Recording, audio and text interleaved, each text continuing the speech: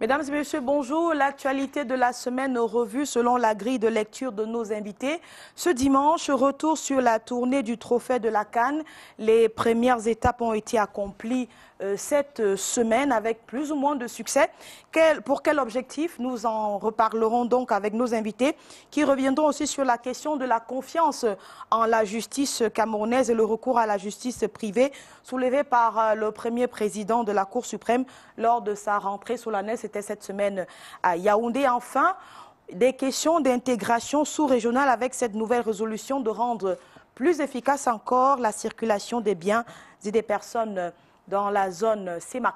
Et pour en parler, nous avons convié 5 personnes sur notre plateau ce dimanche. Je commence par Cyril Roland de Benchom. Merci à vous d'être venu. Vous nous venez des Nouveaux Droits de l'Homme, où vous êtes à la direction. Oui, merci de m'avoir invité. J'espère que j'ai une bonne mine parce que lorsque vous m'avez appelé, je ne me sentais pas bien, mais j'ai dû tout faire pour être en forme aujourd'hui, pour honorer cette invitation. Il sera question, bien sûr, des droits de l'homme pendant cette émission. C'est pour ça que vous êtes là. Merci, en tout cas, merci. Alors, avec vous, la question du Bénin qui vient donc d'ouvrir ses frontières aux citoyens d'une trentaine de pays africains. C'est ce que le président Patrice Talon avait prévu ou avait promis lors de sa campagne électorale. Vous direz que c'est un pas vers l'union des pays africains? C'est un grand pas. Maintenant, il reste que, comme les débats à l'Union africaine, il y a toujours le débat, est-ce qu'on part d'abord du sous-régional pour aller vers le global ou alors est-ce qu'on quitte du global vers le sous-régional? Et je crois que ce débat-là est un débat de fond qu'il va falloir résoudre parmi les chefs d'État. On voit que le Bénin reste bien entendu dans la communauté ouest-africaine qui est, comme on le sait, assez avancé sur des questions d'intégration, de protection et de promotion des droits de l'homme, contrairement, par exemple, à notre sous-région, celle de l'Afrique centrale, où, me semble-t-il, il y a encore beaucoup, alors trop de choses à faire pour aller dans le sens des autres. Et nous en parlons donc à la fin de cette émission.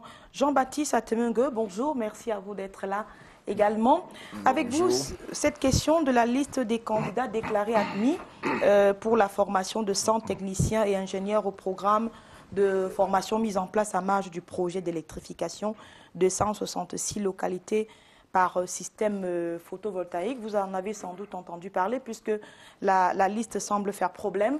Cette liste qui a provoqué un tollé général sur les réseaux sociaux. Certains ont même demandé la démission pure et simple du ministre de l'Eau et de l'Énergie, tutelle donc de ce centre de formation, au motif que c'est un recrutement dans une seule aire géographique, saupoudré, dit-on, de noms venus du lointain, alors qu'il y a bien des tests qui organisent l'équilibre régional, notamment dans les concours administratifs au Cameroun.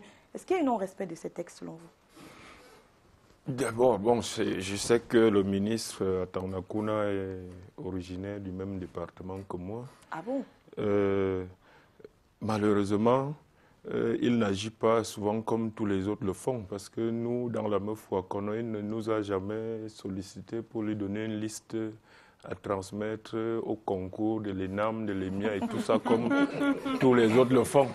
Alors, c'est la première fois que j'apprends qu'il fait des listes et ça me surprend. Je crois que, pour parler sérieusement, je crois que c'est une exagération avec l'impact des réseaux sociaux. Parce qu'il s'agit bel et bien, je suis au courant de la liste, il s'agit bel et bien d'une liste de 130 noms. Parce que je ne sais pas pourquoi on a diffusé que 30 noms, 130 noms qui donnent accès à une formation qui n'est pas un concours administratif. Donc les lois, les différents textes ne s'appliquent pas forcément à ça. Mais sur ces 30 noms, je constate que les 100 premiers noms me paraissaient plutôt déséquilibrés. Je crois que le chef de ce projet est anglophone. Ça se reflète au niveau des 100 premiers noms largement. Je crois qu'il a d'autres collaborateurs qui ont abusé de ce pouvoir. Donc les 100 premiers noms me paraissaient très déséquilibrés tels que moi je les ai lus. Et donc les projets actuels qui d'ailleurs doivent, les projets pilotes qui sont concentrés au niveau du centre et du sud, ça posait un petit problème, je pense, d'équilibre sur les 100 premiers noms, dont les 30 noms additifs venaient plutôt équilibrer la liste. Je pense que c'est plutôt dans ce sens-là qu'il faut voir. Donc j'imagine que ce sont les auteurs de la manipulation des 100 premiers noms qui ont diffusé la liste additive pour dire, voilà, il n'y a que 30 noms répartis dans... encore que sur ces 30 noms supplémentaires, j'ai vu très peu de noms de mon département d'origine, puisque nous avons tous des chômeurs partout. Nous avons beaucoup de chômeurs en Ngoumou. Nous avons aussi des compétences en Ngoumou, comme dans tout le pays. L'équilibre régional est nécessaire parce que, bon, en général, ça permet que chaque région se sente concernée par les affaires de l'État. Et aujourd'hui, nous avons la chance que toutes les 10 régions ont des compétences, donc le problème ne se pose pas quand on sélectionne les meilleurs de chaque région. Et je crois que le ministre Atanakuna a eu droit à un procès. En sorcellerie, vous direz? Je dirais un mauvais procès. Je crois que la réalité, c'est qu'il y a eu 130 noms et sur les 130 noms, moi j'ai relu les listes, c'est bien équilibré au niveau des 10 régions. Le ministre a d'ailleurs dû s'expliquer dans les colonnes du quotidien Le Jour, que je vous invite à lire. Parfait, merci à vous d'être venu en politique. Vous nous venez de la section Yaoundé 4 du Social Democratic Front, le SDF. Est-ce que votre parti a terminé son processus de renouvellement de ses organes? Pas encore. Nous avons déjà parcouru les 70%. Il reste 3 régions à renouveler. Ce sont notamment la région du centre, la région du sud et puis la région de la Damawa. Et la région de la Damawa sera renouvelée le 4 mars. Bon, maintenant, la région du centre, c'est la plus compliquée parce que vous savez, quand on contrôle la capitale, c'est qu'on contrôle un certain nombre de choses. C'est pour cela qu'il y a beaucoup de difficultés au niveau de la région du centre. Il y a une majorité qui veut absolument l'alternance au sein de cette région parce qu'on s'est rendu compte que ça faisait 10 ans, les résultats n'étaient pas très bons au niveau de la région du centre. Et par ailleurs, la région du centre est un réservoir de délégués pour le Congrès. C'est au moins 500 délégués sur les 2500. Ça fait qu'il y a beaucoup d'appétit à ce niveau. Un congrès annoncé en avril prochain. Un congrès annoncé en avril. Il y a beaucoup d'appétit, il y a beaucoup d'intrigues aussi. Et le sénateur Tchatchouan qui s'occupe de cela, je ne veux pas dire qu'il semble dépassé, mais on n'en est pas très loin parce que les règles ne sont pas suffisamment respectées. Et nous appelons vraiment de tous nos voeux l'organisation de cette élection parce que ça fait effectivement 1 an, 2 ans même qu'on est en phase de renouvellement. On n'arrive pas à faire autre chose que ces renouvellements alors qu'il y a du potentiel au niveau de cette région. C'est pour cela qu'effectivement, il y avait une manifestation hier. J'espère qu'après cette manifestation, nous allons relancer le processus dans le centre parce que c'est irréversible le changement ici. Et pourquoi? Parce qu'en 2013, nous n'avons eu que 4 listes au niveau des municipales et 0 liste au niveau des législatives. Et puis, le parti, il faut le dire, ne fonctionne pas de façon optimale dans le centre. Oui, il va de la survie du SDF dans la région du centre. Vous avez le Kabila au sein du SDF. Merci à vous. On ouvrira le débat sur le SDF plus tard. Merci à vous, Jean-Baptiste Atemenga. Ado, merci à vous également. Ça va bien du côté de la NDP peut-être, non? Oui, du côté de la NDP, ça va très bien. Également, nous attendons les prochaines échéances. C'est seulement au présidentiel qu'on ne se présente pas, mais toutes les autres élections nous sont ouvertes. Mais avec vous, la question du championnat national de première division de football qui a donc repris hier avec, il me semble, un peu moins de monde que prévu au stade hier et puis la première défaite de la saison donc pour Bamboutos Football Club de Bouddha. Quelles sont les innovations de cette saison? Bon, les innovations, en vérité, je ne suis pas allé du côté de la Ligue de football professionnel pour les savoir, mais ce qui est clair, le championnat a été reporté plusieurs fois parce qu'au niveau de la Ligue, il y avait multiples raisons. Il y avait également des raisons financières, ce n'est pas facile. Donc la Ligue a finalement pu commencer quand même le championnat. Hier, on a vu un match Canon-Bamboutos qui était d'un très bon niveau. C'est vrai qu'aujourd'hui, les clubs comme Canon de Yaoundé, qui étaient de très grands clubs, créés en 1930, et aujourd'hui, ça ne fait pas courir beaucoup de monde à cause des divisions. Parce que finalement, on ne sait pas qui est le responsable réel du Canon. On parle de 2 équipes de Canon qui étaient sur le stade. Voilà, finalement. Donc, avec ce désordre-là, ça ne peut pas rassembler les supporters. Maintenant, du côté de Bamboutos également, qui généralement est un club qui a beaucoup de supporters, ou bien parce que ça a été rapporté plusieurs fois qu'ils ne se sont pas mobilisés et que les gens croyaient que même hier, ça pouvait être différé peut-être. Bon, mais finalement, il y a eu l'essentiel, le jeu était là, on a vu de belles actions, mais il faut dire que de plus en plus, les clubs peut-être vont se réorganiser pour mobiliser les supporters, parce qu'ailleurs, les supporters sont très bien organisés et parfois les gens s'abonnent même pour les stades pour pratiquement pendant toute la saison. Voilà, donc je crois qu'il faut également qu'on apprenne de notre côté à faire ce genre de choses. Et il y aura peut-être les retombées de la CAN sur ce championnat, nous en parlerons tout à l'heure. Faustin Dikam, bonjour à vous, merci d'être là. Directeur de publication de Tribune d'Afrique, vous connaissez le poids des traditions sur notre vécu quotidien et surtout l'hommage à nos morts. Quelle est la symbolique de la cérémonie d'hier à Badenkop, un hommage à Rosette Boutchouan? Bonjour Carole et bonjour à tous les panélistes, bonjour aux millions de téléspectateurs qui nous regardent en ce moment.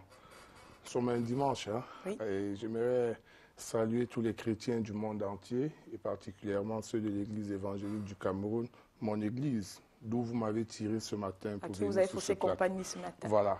Et pour répondre à votre question, c'est vrai, à l'Ouest, les traditions sont encore très présentes. Les traditions sont même pesantes à la limite.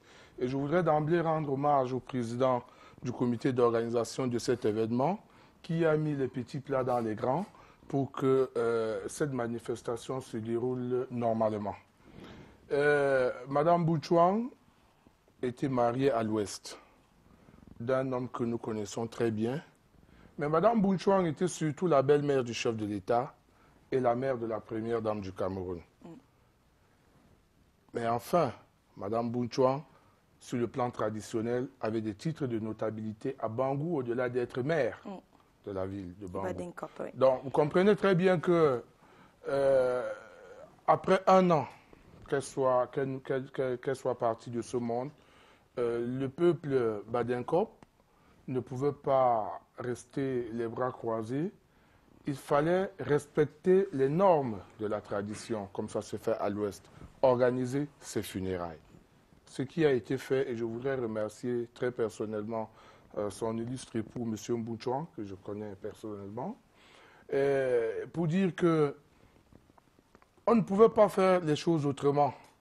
Parce que dans la région de l'Ouest, c'est ce qui se passe dans toutes les grandes familles, là où on respecte encore la tradition. Et les choses se sont déroulées normalement. Et tous ceux qui ont dû faire le déplacement de cette région du pays se sont bien rendus compte que les traditions sont présentes, elles sont pesantes, et Madame Boutchouan restera encore pour longtemps dans les cœurs. Les choses déroulaient normalement, mais en l'absence de sa fille, qu'on attendait peut-être aussi sur... oui, mais elle était représentée. Dans la cour de deuil, comme on le dit. Voilà, elle était représentée, mais vous pouvez convenir avec moi que sa fille est quand même la première dame du Cameroun. Ses sorties ne sont pas comme les nôtres, vous voyez. Et puis, elle a un agenda.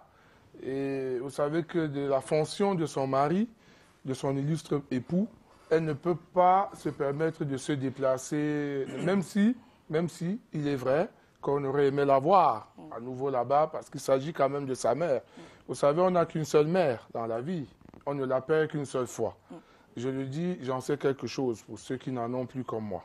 Donc, c'est pour vous dire que elle a manqué un peu à ceux qui étaient là, mais nous savons très bien à l'Ouest qu'elle était là en esprit avec nous tous, puisqu'elle était dignement représentée.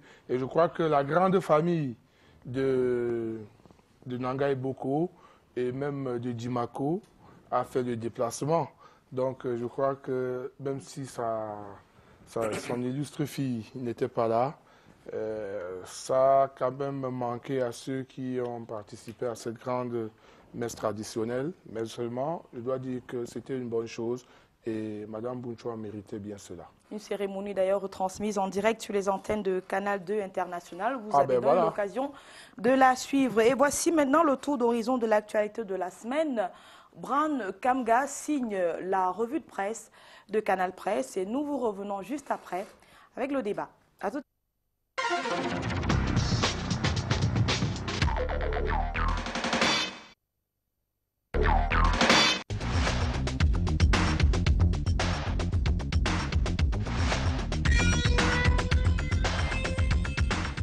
Bonjour. 3 mois déjà que les régions du nord-ouest et du sud-ouest sont en ébullition. Pas d'école ou presque, activité générale perturbée et les mots d'ordre de grève se poursuivent. La crise anglophone inquiète et après avoir observé lucidement, raconté froidement, Signature s'interroge sur le camp qui aura l'autre à l'usure à travers ce sombre cliché. L'Église catholique vient radicaliser davantage la situation. Répé estime que les sorties médiatiques du cardinal Christian Toumi et des évêques de la province ecclésiastique de Bamenda font durcir les syndicats d'enseignants et des avocats. Des attitudes condamnées par la Bible, nous rappelle Hot News. L'attitude ambiguë d'évêques et pasteurs qui jouent au ponce pilatisme ne les dédouanera pas. Et le roi Hérode ici devient les milliardaires Bamileke qui cherchent des stratégies pour ouvrir des écoles anglophones dans la région de l'Ouest. Le quotidien de Guardian Post parle de la mobilisation tous azimuts des parents qui recherchent des moyens pour insérer les enfants dans les écoles confessionnelles laïques et privées en guise de rattrapage. La flamme du RDPC à ce sujet n'a pas cessé de briller. Le parti au pouvoir est au four et au moulin pour un retour à la normale en zone anglophone, nous dit son journal L'Action. Et pour passer effectivement à l'action, plusieurs raisons appellent Paul Biya à descendre sur le terrain. Pour le quotidien L'Épervier, la situation reste préoccupante car la vie peine à reprendre son cours normal. Malgré la crise qui perdure, l'unité nationale est portée à cœur par tous les Camerounais, qu'ils soient d'obédience francophone ou anglophone. Baromètre communautaire retrace le film du trophée de la CAN 2017 qui a cassé les villes mortes à Bamenda. C'est en liesse populaire que les Camerounais sont sortis pour saluer la victoire des Lions indomptables. Le quotidien national bilingue Cameroun Tribune fait écho des grands moments de communion et de ferveur patriotique avec la tournée du trophée dans toutes les régions du pays. Sauf que le temps des réjouissances, l'entraîneur national Hugo Broos pourrait quitter le Cameroun. Le quotidien privé Mutation évoque 7 mois d'arrêt de salaire pour le coach de l'équipe Fagnon qui risque de claquer la porte si rien n'est fait. Il ne souffre pourtant pas de tribalisme, de népotisme ou de monnayage tel que cautionné par les Camerounais. Le quotidien Émergence revient sur les pas de la gangrène qui fait son lit pendant les recrutements et l'entrée dans les grandes écoles. Même le ministère de l'eau et de l'énergie est épinglé avec une liste de candidats retenus pour un projet qui suscite la controverse et mutation de titré à Tanganakuna, accusé de tribalisme. Des projets bloqués, il y en a également au ministère de l'Enseignement supérieur et de l'Industrie. Tribune d'Afrique liste de nombreux postes vacants alors que les nominations sont bloquées. Et lorsqu'il y a blocus, certains s'en mettent plein les poches. Lutter contre la corruption, quoi qu'en disent certains, le quotidien L'Épervier fait des révélations sur des militaires qui détournent des milliards dans des ambassades. Les salaires de faux diplomates découverts dans des représentations diplomatiques du Cameroun à l'étranger présagent certainement un vaste mouvement dans les forces de défense. Il sera difficile pour les coupables d'être jugés au tribunal criminel spécial lorsque l'institution elle-même fait l'objet de nombreuses critiques. Écho Matin dresse la liste des 8 péchés capitaux qui discréditent le TCS. Les entreprises camerounaises résistent pourtant au détournement des fonds et rivalisent plutôt d'innovation. Le financier d'Afrique fait un arrêt sur le Salon international de la PME et du partenariat Promo 2017 qui a donné lieu à une meilleure intégration nationale et sous-régionale. Et parmi les entreprises qui se sont affirmées, Canal 2 International. L'orphelin en 3 pages fait revivre en images la prestation de la télévision privée leader au Cameroun qui a gagné en maturité et en performance. La chaîne Canal 2 International qui a fait vivre au milieu des téléspectateurs à travers le monde entier les funérailles de la belle-mère du chef de l'État. Ouesseko rappelle que ce samedi 25 février 2017, Rosette Boutouang, dit Meuf Siligap, a reçu un hommage mérité des fils et filles de l'Ouest à Badenkop et au maire de Banganté de dire merci au président de la République qui accepte de ce fait les traditions des Grassfields. Si Paul Biya s'est voulu modérer avec ses frères de l'Ouest, il aura par contre mis la pression sur ses pairs de l'Afrique centrale. Le président de la République camerounaise met ainsi les chefs d'État de la CEMACOPA selon défi actuel, les obligeant à payer leurs contributions réglementaires en matière d'intégration. Ce qui permettra une libre circulation des biens et des personnes en zone CEMAC. Et l'exemple vient des présidents gabonais et équato-guinéens qui, d'après de SPAC, ont pris acte de l'engagement d'appliquer la libre circulation.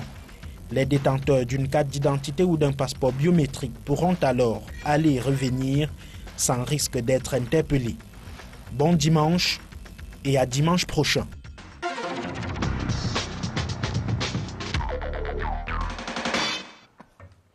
Merci Ibrahim Kamga et à dimanche prochain. Le premier sujet inscrit au débat de ce dimanche parle de cette tournée de trophée de la Coupe d'Afrique des Nations qui a été brandie donc aux yeux du monde, de l'Afrique et du Cameroun. Maintenant, dans chaque région du pays, ce trophée a commencé cette semaine une tournée annoncée dès la réception des Lions indomptables au Palais de l'Unité le 8 février dernier. Roland de Benchon, est-ce que vous avez vu le trophée quand il est passé dans votre quartier? Carole, j'ai vu le trophée à la télévision lorsque les Lions sont revenus du Gabon. Parce qu'à la réalité, je n'étais pas dans les rues puisque je ne vois pas l'opportunité ni le besoin d'être dans la rue pendant qu'un trophée passe. Il me semble qu'une opération pareille doit répondre à certains critères. Le besoin d'abord et l'opportunité. Je crois que les jeunes Camerounais auraient voulu voir toucher leurs stars. Ces stars-là, elles ne sont pas là. Donc, je n'ai vraiment aucune envie d'aller voir les fonctionnaires assis dans les gros véhicules qui sont en train de se pavaner dans les rues avec un trophée. Deuxième chose, je pense qu'en même temps, ce gouvernement-là lui-même institue un peu le désordre. Le désordre, pourquoi? Parce que j'ai vu des milliers d'enfants qu'on a sortis des lycées et collèges pour masser autour des rues. Finalement, on se demande qu'est-ce que ce gouvernement veut pour les jeunes. En même temps, on a un discours qui dit quelque chose, mais en même temps, dans les faits, on a la matérialisation d'une sorte de désordre. Parce qu'il faut le dire, le ministre des Enseignements secondaires qui est en poste a sorti une circulaire récemment. Vous savez, à l'époque, lorsqu'il y avait les examens de séquences, par exemple, quand les enfants, il y avait des séquences harmonisées. Donc, ceux qui ne faisaient pas les compositions restaient à la maison pour apprendre. Il est arrivé, il a dit non, il ne veut plus de ça. Tous les enfants à l'école, tous les jours. Si les autres composent, qui restent à côté, ils apprennent. Subitement, on se lève un matin, on revoit tous les enfants, des lycéens, des enfants vraiment dans la rue. Mais on se demande qui est responsable de ça. Si un enfant est bousculé là, si un enfant est piétiné là, qui répondra de ça? Donc finalement, moi je pense que, sans compter tous les autres débats qu'il y a eu autour, les millions qui se sont baladés à gauche et à droite, ce ministre qui déserte son bureau pour être derrière un trophée, vous savez, au Cameroun, quand un ministre est dehors, c'est tout le ministère qui est dehors. Donc ça veut dire que le service public est arrêté dans ce ministère-là. Mais aux frais de qui? Et puis, ce qu'il dit le ministre, moi, je ne sais pas si j'ai vraiment besoin d'un ministre pour me dire que ça fait 15 ans qu'on n'a pas apporté de trophée ou que on est désormais deuxième champion au classement et ce qu'il a fait comme discours. Pour moi, c'est quand même, je ne sais pas quel le mot, c'est inutile pour un ministre. Je crois qu'un ministre a mieux à faire que de faire ce genre d'activité. Merci à vous. Abdoulaye Adoye, y avait-il une opportunité pour cette tournée du trophée dans les régions du Cameroun? Oui. Oui, parce que tous les Camerounais ont droit au bonheur. Il n'y a pas de Camerounais de Yaoundé qui doivent recevoir les joueurs et le trophée et des Camerounais de l'arrière-pays qui sont des moindres Camerounais. Et c'est sur instruction du chef de l'État qui a voulu donc partager cette joie-là à travers notre pays. Et je crois que une telle instruction par rapport aux moyens, le gouvernement de la République met également les moyens pour cela. On n'a pas besoin d'un budget qui soit là à tout moment parce que c'est une question de souveraineté. L'État a les moyens de financer des questions de souveraineté. Je crois également que ça nous a prouvé... Mais en quoi est-ce que le parcours d'un trophée est une Je question vais de continuer, souveraineté? madame, si vous me laissez. Vous répondrez tout à l'heure. Je veux donc dire ceci. Vous avez vu que quand on a commencé le tour du Cameroun, il y a des zones comme la zone du nord-ouest et du sud-ouest où des mots d'ordre de boycott avaient été indiqués. Mais le trophée, la CAN, a réussi à rassembler tous les Camerounais. L'effet magique s'est produit. Du coup, les mots d'ordre ont disparu. Parce que moi, j'ai vu des hautes personnalités du Nord-Ouest, à Bamenda, j'ai vu M. Frundi, M. Achidi, bref, tout le panel politique de la zone se rassembler là-bas. Et on a vu ce que ce trophée a joué comme magie en termes de rassemblement des Camerounais. On a ignoré les mots d'ordre irresponsables de boycott et de ville morte. Donc moi je crois, et également on a vu des joueurs, par exemple à Limbe et à Boya, on a vu le Ndip Tambe venir, se déplacer, obtenir une permission, il est venu, il a fêté avec les gens. On a vu également du côté de Bafoussam, il y a eu 2 joueurs qui étaient là. Donc les joueurs sont dans leur club parce que c'est des professionnels, mais chaque fois qu'il y a possibilité, si véritablement ils peuvent obtenir une permission et repartir, ils viennent partager cette joie-là. Parce qu'il faut dire que les gens peuvent dire ce qu'ils disent là, mais qui avait cru que cette équipe allait remporter ce trophée? On en vient. Peu de monde. Donc, on en vient. Je dis, le gouvernement de la République, le ministère des Sports a raison d'être là. Parce que quand le président indique, il n'y a pas mieux que le ministre sectoriel pour faire le travail. Pour mettre cela en œuvre et pour le faire, il faut être sur le terrain, Faustin Dikam, tout près du trophée, pour le ministre des Sports. Mais Carole, tu conviens avec moi que les interventions des uns et des autres ici ont provoqué l'hilarité. Nous avons pouffé de rire quand certaines personnes ont pris la parole ici. Non, je crois que quand on vient sur un plateau de télévision, il faut savoir être sérieux. Vous voyez, tout ce qui vient d'être dit ici est la preuve que l'ubuesque et le grotesque ont pris le dessus sur le bon sens. En quel sens? Je vais vous dire pourquoi. Oui. C'est très bien ce que le ministre des Sports a fait jusqu'ici. Vous savez bien que c'est un ministre que j'admire particulièrement pour sa bravoure, pour son sens élevé de la République et du patriotisme. Vous voyez? Vous savez très bien que je suis en même temps membre d'une commission à la Fédération, donc je ne peux pas aller à l'encontre d'une manifestation que la Fédération a organisée. On aurait aimé voir les membres de la Fédération le faire tout seuls. Parce que ce n'est pas, comme disait ma jeune consoeur tout à côté, ce n'est pas tant le ministre qu'on voulait voir. Le ministre des Sports a déjà laissé son bureau fermé pendant 1 mois pour cet événement.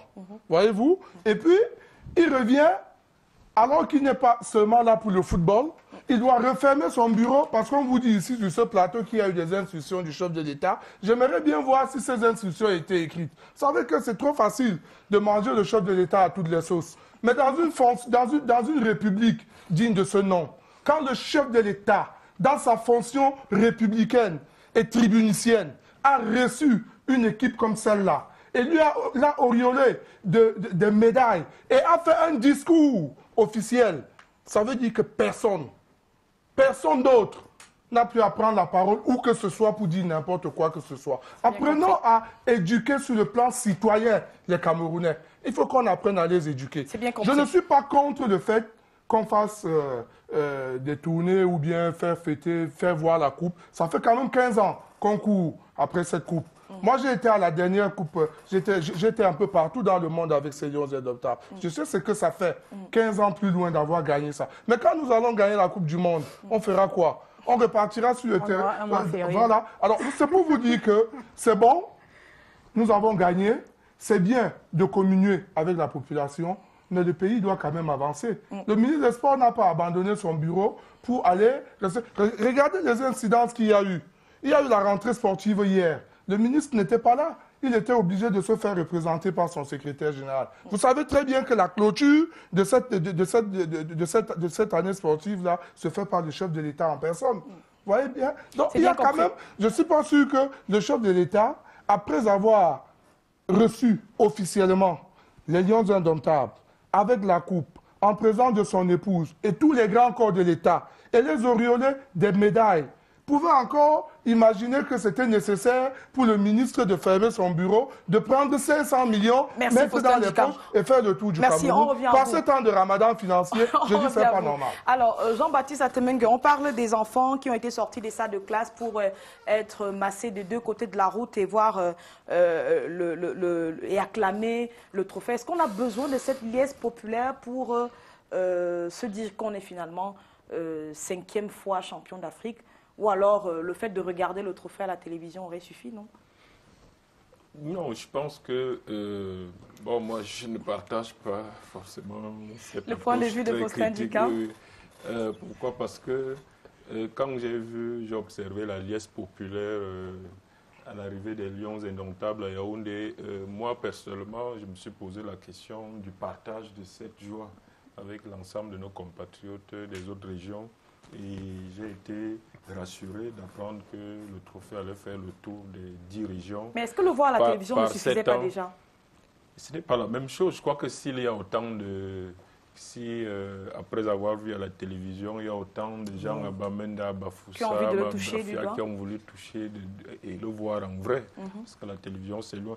Et ensuite, parlant du discours du chef de l'État, à la réception de ces lions au Palais de l'Unité, il en a fait tout un symbole par ces temps de crispation politique.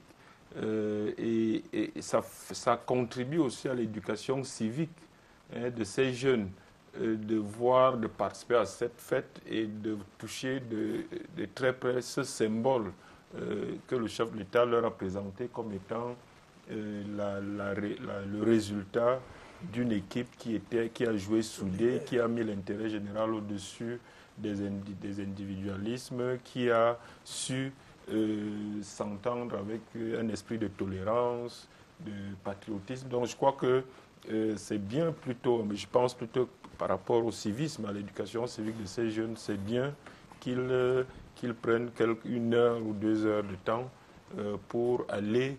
Moi, je ne suis pas d'accord avec toi. À cette fête. On a l'habitude de partager le même... En fait, ce que vous dites, n'est-ce pas? Je pense que pour être cohérent, nous devons apprendre à dire des choses telles qu'elles sont. C'est vrai, il faut communier avec le peuple. Mais on ne va pas jusqu'à faire sortir les enfants des salles de classe parce qu'on va vous dire que c'est pour quelques heures pour le faire. Et en plus, j'ai fait le tour, moi aussi, pour autre chose, de toutes les régions où ils sont passés jusqu'à présent. Les Camerounais vous disent qu'ils auraient aimé voir les héros eux-mêmes. On aurait aimé voir Ondoa. On aurait aimé voir Aboubakar. Voilà. Ce qu'on n'a pas libéré. C'est pour ça que... Mais justement, il se pose cette question. Mais s'il y en a un ou deux, c'est bien ça. Mais ce que je veux dire, c'est que, vous savez, l'instruction civique de nos enfants aujourd'hui pose problème. Moi, je n'ai pas de mauvais souvenirs. D'ailleurs, c'est par là que nous, étant au lycée, on a été associés un petit peu à cet engagement citoyen. Le fait qu'on nous sortait à chaque fois qu'un invité étranger arrivait, ou qu'il y avait un grand... Nous avions notre place au boulevard du 20 mai et cela ne nous empêchait pas de rentrer avec l'impression d'avoir appris quelque chose, d'avoir participé à moi, j'aimerais bien permettez, pardon, je vous en prie, que parfait, vous me prenez la parole. Moi, je trouve que ça manque aux jeunes aujourd'hui. Si vous le permettez bien.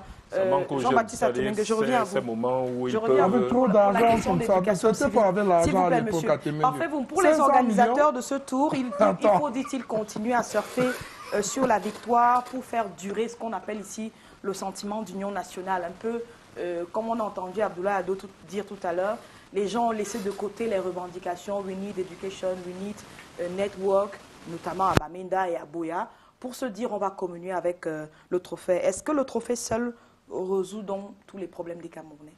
Je ne le pense pas. Je ne le pense pas, c'est d'autant plus que demain, sans être le communicateur de ces gens, il est prévu une ville morte à Bamenda. Et je suis sûr qu'il y aura ville morte. Dans le trophée, c'est du folklore tout simplement. Et ce n'est pas à travers ce trophée qu'on va résoudre les problèmes. Au contraire, on a plutôt vu la qualité de nos villes, des villes poubelles. J'ai encore cette image de ce sapeur-pompier qui arrosait le sol en attendant que les lions ou ce qui en tient lieu Pour altérer un peu la montée de la poussière, c'est ça? Bien sûr. Et il a dit qu'il s'agit d'une instruction du président de la République. Si c'est une instruction, c'est une mauvaise instruction, une très mauvaise instruction. Parce qu'on aurait pu faire ce tour juste après avoir reçu les lions au palais de l'Unité. On aurait pu faire ce tour et... On peut faire le tour du Cameroun en 3 jours. Hein.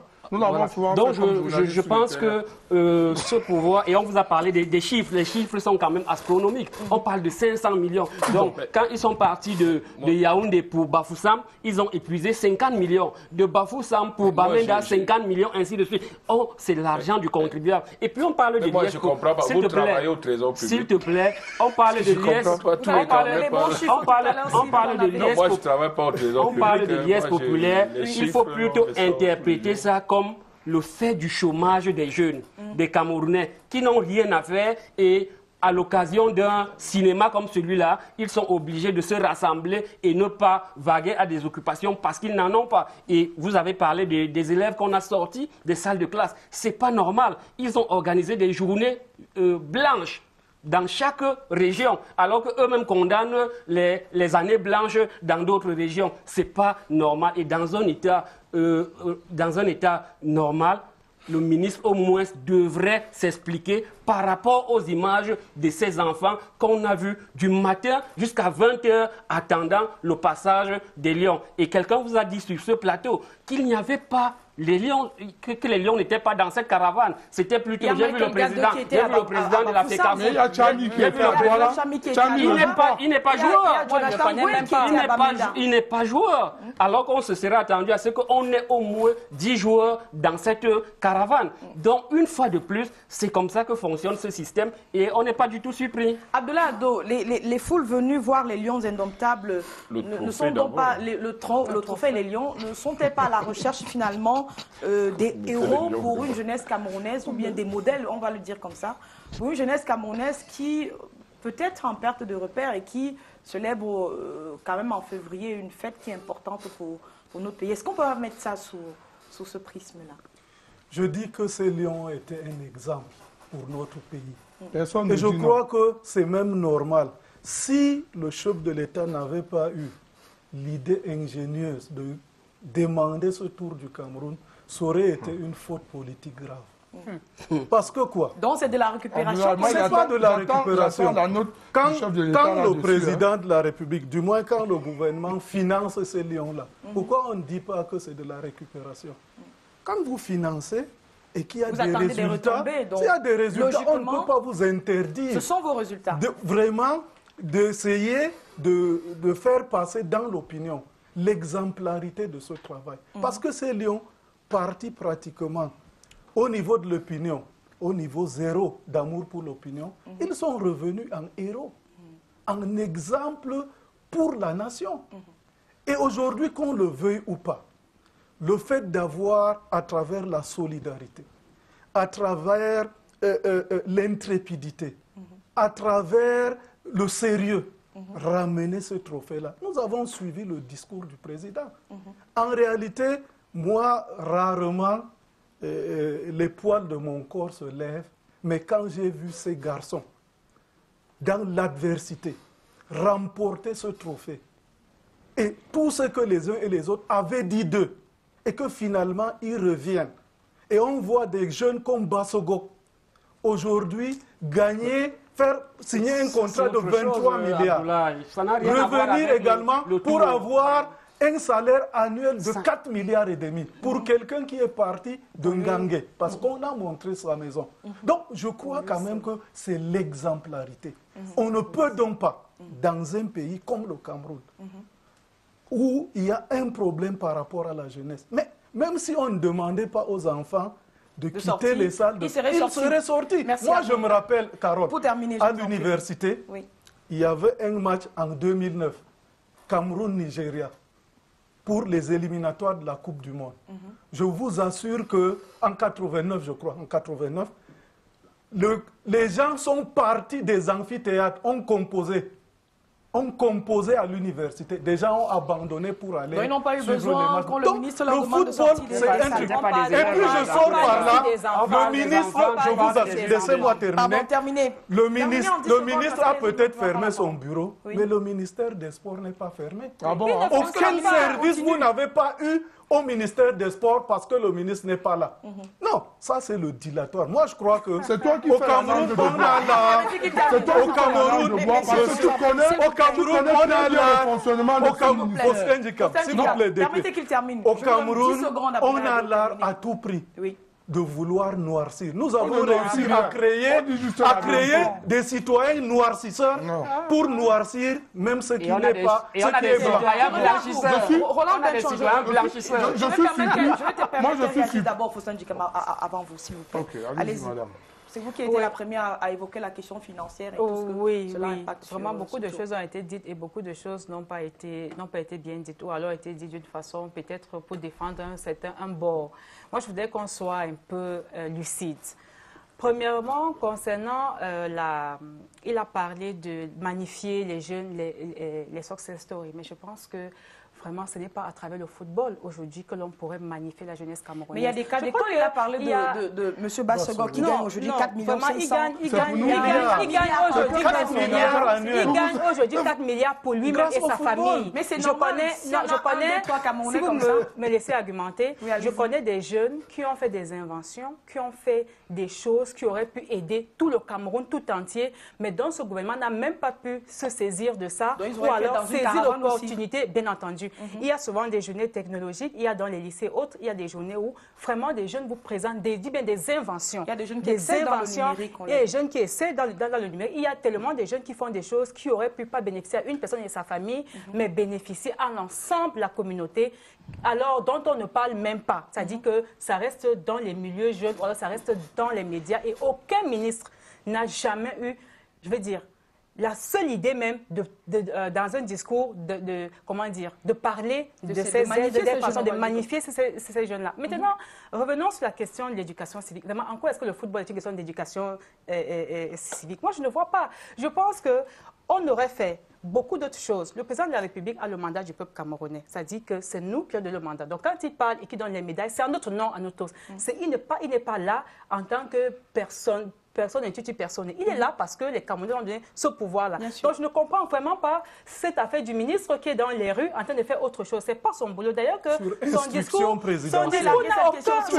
n'a aucun intérêt. Alors, aucun intérêt. L'autre question, c'est la question de souveraineté. Mais encore une autre aberration. En quoi est-ce que le football, la balade dans les rues est une question de souveraineté? Mais c'est une question de distraction. On est en train de distraire les gens des questions profondes et réelles qu'on aurait pu se poser en ce moment précis. Parce que nous autres jeunes, on a des questions par rapport à qu'est-ce qui se passe à Bamenda. Comment est-ce que les jeunes de ces villes-là, au-delà, après quand le trophée soit passé, est-ce qu'on repart à l'école ou on ne repart pas? Est-ce que les jeunes-là, comment est-ce qu'ils finissent leur année scolaire? Nous, on a d'autres questions. On n'a pas des questions, des fixations sur un trophée qui, merci beaucoup. Ma foi, est bon pour le musée. Et puis, rien que là, on pouvait le mettre là, au musée national. Là, tout le monde qui passe à Yaoundé, quand il veut, pas le voir. Et puis, c'est encore besoin de dépenser autant d'argent quand les jeunes, bien sûr, encore les jeunes, manquent d'emploi, manquent de tout. Quelqu'un qui habite à Kousséry. Dites à ces jeunes que j'ai 500 millions pour toi là-bas. Au moins, ça vient à Marois. Et je suis sûr que, Carole, s'il vous plaît, 10 secondes. des gens partiront de Kousséry Oui. pour venir voir ce trophée demain à Marois. Oui. Ça, je suis sûr. Mais ça On ne ne sera peut pas nouveau, refuser de donner la joie aux Camerounais quand il y en a une opportunité. Merci à vous. Jean-Baptiste Atemengue, on parle de gabegie financière parce qu'il y a des chiffres de 450 millions, 500 millions qui sont avancés. Moi, je ne travaille pour une tournée nationale moi, je de ne ce travaille trophée. pas au Trésor public. Ceux qui travaillent, qui sont contrôleurs ou inspecteurs du Trésor public, qui ont sorti cet argent de la pairie générale, savent les montants. Mais par contre, moi, je suis d'accord que le football, en lui seul, ne fait pas toute l'inventivité de la jeunesse qu'il faut soutenir. Mais sur le point précis de l'éducation civique, le chef de l'État, lors du discours, lorsqu'il recevait effectivement les Lions indomptables, a fait un lien direct entre la situation sociopolitique du Cameroun et cette victoire surprise, mais qui en réalité est tout un symbole pour notre État qui est en difficulté socialement. Et c'est pour ça, moi, si j'étais un parent d'élève, j'enverrais du plus petit au plus grand passer et voir ce que... parce qu'en fait, ces lions sont un peu comme nous tous dans nos familles. Chacun dans sa famille rêve de réussir et de faire quelque chose qui fasse qu'il soit reconnu dans sa famille. Et chacun de ces jeunes doit être comme ces lions, doit rêver de faire quelque chose qui fasse rayonner le Cameroun, qui fasse grandir notre nation. Et c'est pour ça que cela a toute une dimension. C'est le sens du discours du chef de l'État. Et prendre une journée pour que les jeunes aillent voir ce que d'autres jeunes ont fait pour ramener ce trophée que toutes les jeunesses africaines, dont rêvaient toutes les jeunesses africaines. Il est reproché justement, c'est ce que Cyril le ministère, permettez-moi de vous relancer, il est reproché justement au gouvernement de ne magnifier que les lions indomptables, alors qu'il y a d'autres jeunes qui excellent dans d'autres domaines et qui ne bénéficient pas de tournée nationale. Arthur Zang a inventé le fameux mais il n'a pas bénéficié d'une tournée nationale. Le Cardiopane n'a pas été brandi à Marois pour que les jeunes de Koussiri viennent le voir. Il y a eu des commandes publiques. Il a bénéficié d'une commande publique. Il y a tous les jours, l'État fait de son mieux pour tout le reste et même pour l'école en général. Mais ce que je veux dire, c'est que le ministère de la Jeunesse et des Sports n'est pas qu'à Yaoundé. Le ministère des Sports, n'est pas qu'à Yaoundé. Et ce ministère a des services déconcentrés. À l'occasion de la tournée, je suis sûr et certain que le ministre des Sports a fait aussi le point avec ses services déconcentrés sur tous les grands projets. Et c'est là qu'il faut voir la politique du gouvernement. Les Camerounais se sont plaints depuis des décennies qu'il n'y avait pas, par exemple, l'investissement au niveau des infrastructures. Tout ce qui est fait en ce moment par l'État, malgré la difficulté financière que connaît notre pays, est quand même à magnifier. Et heureusement que après la CAN féminine, où on a vu l'État s'investir pour que les gens pensaient même qu'on allait annuler cette compétition au Cameroun. On a vu l'État s'investir en urgence, en extrême urgence. Ça a eu lieu. Nos femmes sont allées jusqu'en finale. Et là, tout de suite après, nous ramenons un trophée avec une équipe qu'on ne pensait pas arriver à ce stade. Et entre-temps, nous préparons la CAN de 2019. Donc, il y a encore un investissement sur le terrain. Le ministre des Sports est là aussi pour superviser. À Limbe et à Bafoussam, on ne peut pas. Je reviens à vous. Merci, je reviens à vous. Faustin Djikam. Et Carole, j'allais terminer par quelque chose. 3 secondes, je vous en prie. Je croise M. Mvoum tout le temps sur les plateaux, depuis 10 ans, que les Lions ne gagnent rien. Et à chaque fois qu'on parle des Lions, moi j'ai toujours entendu... Et les Lions sont à l'image de ceux qui nous gouvernent. Ils ne peuvent rien gagner. Qu'attendez-vous des Lions? Et je ne comprends pas pourquoi ils ne reprennent pas la même formule et restent maintenant du côté de l'aigreur. Parce que j'ai l'impression que beaucoup ne voulaient même pas que les Lions gagnent. Ils aiment quand les Lions perdent et qu'ils viennent dire sur les plateaux. En tout cas, ils ne peuvent pas gagner. Ils sont à l'image de l'équipe. Il faut dire qu'ils gagnent à l'image de vous avez la parole. Ils gagnent à l'image de leur ministre. On a l'habitude de dire que les gens ont besoin d'écoles et des hôpitaux. Dans le développement que M. Atemengue vient de faire, vous convenez avec moi que c'est vrai, le chef de l'État n'a pas besoin d'attendre que les Lions indomptables gagnent une Coupe d'Afrique des Nations pour régler les problèmes sociopolitiques de son pays. L'une des plus grandes manifestations de ce qu'il est en train de faire maintenant, c'est le récent décret signé par le Premier ministre en la matière, en ce qui concerne nos frères et sœurs du nord-ouest et du sud-ouest du système anglophone. Donc c'est pour vous dire que, oui, les victoires sportives peuvent être récupérées par le politique, mais cessons de promener nos insignifiances comme ça publiquement dans le grotesque et l'ubuesque. Vous voyez? C'est normal. Abdoulaye disait tout à l'heure que les gens partiront de Koussiri pour venir voir le trophée à Marois. C'est vrai. Mais je voudrais que M. Atemengue lui rappelle qu'en 1981, moi j'étais au CM2, les gens sont partis de Koussiri pour venir voir les éliminatoires de la Coupe du Monde, le dernier match contre le Maroc ici. À 8 h, le stade Amadou Aïe, j'ai été plein à craquer. Voyez-vous? Donc, ça veut dire que quoi? Ça veut dire que c'est vrai que le football, le sport en général est un vecteur de paix, un vecteur de cohésion. Mais sauf que, à côté, les gens ne doivent pas développer des simagris pour pouvoir soutirer un peu d'argent dans les fesses des Camerounais et penser que c'est le chef de l'État qui a demandé que ceci soit fait au nom de cette cohésion. Lorsque la coupe est passée à Bamenda, Et quand ça vient de c'est passé, je crois, déjà à Limbe. Ça a changé quoi fondamentalement au problème qu'il y a là-bas? Rien du tout. Puisque après, quand tout ce que nous avons reçu sur la toile, on voit des images. Qu'est-ce qu'il disait à Bamenda? Non, c'est bien, mais nous voulons la paix. C'est bien, nous voulons le retour d'Internet. Oui. C'est bien, nous voulons ce... Donc, il y a un problème à régler. Et le chef de l'État est en train de le faire. Vous voyez, il est en train de le faire correctement même d'ailleurs. Cessons de faire croire aux gens qu'on peut utiliser le football, une victoire sportive, pour régler tout le reste des problèmes sociopolitiques. Parfait, vous. Oui, juste pour dire que quand on est face à une situation, on fait des comparaisons. Qu'est-ce qui se passe dans d'autres pays quand on gagne une coupe de cette envergure? On l'a vu en Côte d'Ivoire, n'est-ce pas, avec une Coupe d'Afrique des Nations qui est aussi très attendue, qui avait été remportée dans un contexte, on va dire, sociopolitique aussi très tendu, avec cette élection présidentielle qui était quelque peu contestée. Les Ivoiriens ont fait le tour de la capitale, uniquement, avec tous les joueurs. On n'a pas eu besoin... Ils ne sont pas allés à Bouaké? Oui, pas à Bouaké. Ce qui s'est fait au Cameroun aussi. On n'a pas eu besoin d'aller un peu partout gaspiller de l'argent. C'est comme ça que c'est des pertes de temps. Il faut qu'on passe à autre chose. Ça, c'est la première chose. La deuxième, c'est que quelles sont les retombées réelles de cette affaire? Moi, j'étais au stade hier. À l'occasion du match Canon-Bamboutos. Un certain Canon-Bamboutos. Ce que j'ai vu, c'est deux canons qui entrent au stade.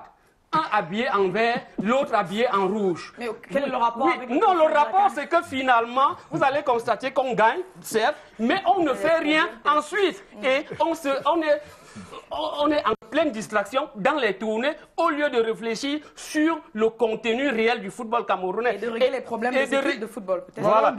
Et je t'assure, le stade était vide. Le stade était vide. Il y avait moins de 100 personnes ou bien moins de 1000 personnes au stade. Voilà les problèmes réels du football. Au lieu de nous balader une coupe du matin au soir dans toutes les régions. Oui, essayez quand même de voir s'il vous plaît, par rapport au net. Comme d'habitude, des gens ont monté de fausses images pour dire qu'il y avait ville morte à Bamenda. Heureusement qu'ils ont été contrariés par les images de la télévision. Et toujours pour ce trophée-là, lui qui est du SDF, non, ils avaient lancé ville morte. Et sur le net, on faisait défiler les images des villes mortes. Voilà, d'avant, pour faire croire que c'était ça. Nous avons dit que tout s'est bien passé, sauf qu'il y avait des pancartes qui disaient nous voulons le retour d'Internet. J'ai vu le président du SDF, grâce à ce trophée, aller au palais de l'unité. Mais il y va souvent. N'est-ce pas? Non, il a fait une déclaration politique, d'accord. Il a fait une déclaration politique. Il a profité donc de ce trophée-là pour faire une déclaration politique et faire des demandes politiques. Est-ce que c'était faux? Le président du SDF l'a fait. Donc moi je crois que, et on l'a vu également à Bamenda, lors de la tournée avec ce trophée. Donc moi je crois que au Cameroun, il faudrait savoir, on peut avoir des contestations. Il y a même une contestationnite aiguë au Cameroun, chez certains. Mais on ne peut pas à tout prix ternir, et à tous les prix ternir, même des actes qui sont spectaculaires et sensés. Par rapport à de l'argent, je vous dis que quand il s'agit d'une question de souveraineté, il n'y a pas question de budget. Ça, vraiment, il faut le savoir. Quand le chef de l'État instruit, le gouvernement trouve les moyens. Monsieur Faustin, vous savez qu'il y a un budget.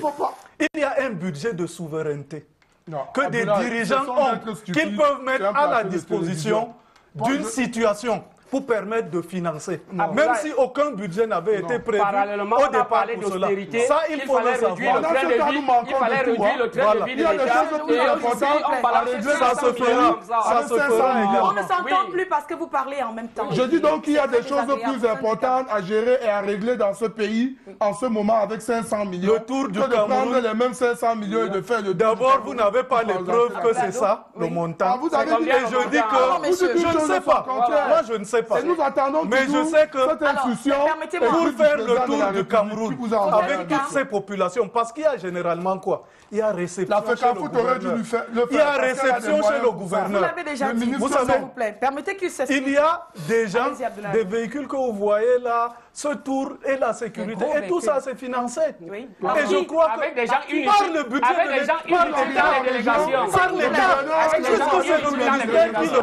le fait. C'est le ministère qui est en charge de cela. D'accord. Et je crois que 450 millions ou 500 millions C'est pour le rien, tour du c'est Cameroun, rien. c'est modeste. C'est rien. Ok, c'est On aurait modeste. dû- Mais bientôt, Alors, vous allez pleurer qu'on ne vous Messieurs, paye pas vos messieurs, je factures vous en prie. au Mais ministère alors, des Finances. venons-en maintenant à C'est l'impact tout, hein. de ce Moi, je vous tournoi dis. ou bien de ce trophée sur le football en général. Je commence par vous d'ailleurs, vous allez répondre à Abdoulaye. Vous avez dit tout à l'heure que la Ligue a eu des soucis financiers pour lancer la saison. Et maintenant, vous nous dites 450 millions. S'il est avéré que c'est le montant, ce n'est pas grand-chose pour le football camerounais. Est-ce qu'on n'aurait pas pu grandir ce trophée autrement ou bien renforcer le football camerounais autrement que par un tour du Cameroun pour le trophée? Je m'explique, on aurait pu remettre cet argent au club pour les renforcer parce qu'on prépare déjà les échéances de 2019 avec une équipe plus solide qui ne nous surprendra pas par une victoire parce que nous avons été surpris, sachant quelle est la qualité de notre football local. Il faut quand même féliciter l'État du Cameroun et la Fédération camerounaise de football. Pourquoi? Parce que même la Ligue, là, le championnat que vous avez vu là, il y a eu les financements publics. Donc l'État du Cameroun a mis à la disposition de la Ligue un certain montant pour financer les clubs Mais la presse et nous les dit que activités. la Ligue n'a pas d'argent. Je vous dis, Ce elle n'est n'a pas dans pas le lieu de d'argent, gérer mais ces l'État fonds a comme fait une épicerie. une subvention pour qu'il démarre. Donc, il faut le savoir. Maintenant, au niveau de la FECAFOOT, il faut voir que le Cameroun a placé cette année 4 équipes, 4 Compétition sélections africaine. en compétition africaine. Les U20, les U17, les filles et les Lions seniors à garçons qui ont remporté le trophée. Ça veut dire qu'il y a un travail qui est fait à la base. On n'a pas dit non. Et Allez répondre il faut à la dire question. que ces U20-là, s'ils remportent le trophée, ça va être qualificatif pour la Coupe du Monde. D'accord. Les U17 également, s'ils atteignent même le niveau des demi-finales, ça va être qualificatif pour la Coupe du Monde. Tout ça pour Le Cameroun, quoi, Abdoulaye? avec les Lions A, iront en Russie en juin pour la Coupe des Confédérations. Ça veut dire Le programme qu'au est déjà niveau du sorti, ça travail, commence en mars. au niveau du travail, Avec il les y a un éliminatoires travail qui et est les matchs fait. amicaux. Et ce travail-là, le résultat est là, Il est clair. palpable. Il est traçable. Aujourd'hui, d'ici peu, on n'aura plus des joueurs qu'on ne connaisse pas. Les joueurs vont partir des U17, on aura leur traçabilité jusqu'à ce qu'ils atteignent le sommet. Donc moi, je crois qu'il y a eu un travail au niveau de la fédération, il y a eu un travail au niveau du gouvernement qui met les infrastructures sur pied parce que notre football avait des difficultés. Par exemple, d'infrastructures. Vous avez vu le match d'ouverture de la Ligue hier. Moi, j'ai eu l'impression, Pour terminer, vraiment, il faut qu'on en termes avance, d'infrastructures, Oui. qu'on était en Europe. C'est bien. On On est a bien pas- compris. Moi, Alors, je voudrais qu'on Fontaine nous du Cap. reprécise le sujet dans lequel nous Je vous sommes. parle bien Parce des que progrès de la CAN, l'impact, je vous en prie. non, personne n'a jamais dit que tout ce que M. Abdoulaye développe sur la politique du football en ce moment, tant par le gouvernement que par la fédération, était mauvaise. Nous sommes sur un sujet précis. Le trophée Les et Lions son impact. indomptables C'est elle sortent qui a d'une étendu compétition dans la question. victorieuse. Le chef de l'État, président de la République, dans sa fonction tribunicienne, les reçoit devant tous les grands corps de l'État. Leur attribue des médailles que nous n'aurons peut-être jamais. Et instruit Vous voyez? une tournée Non, nationale. vous n'étiez pas là, M. Où est le Abdoulaye. texte? Méfiez-vous de ce le que vous texte? dites. On parle d'un président de la République.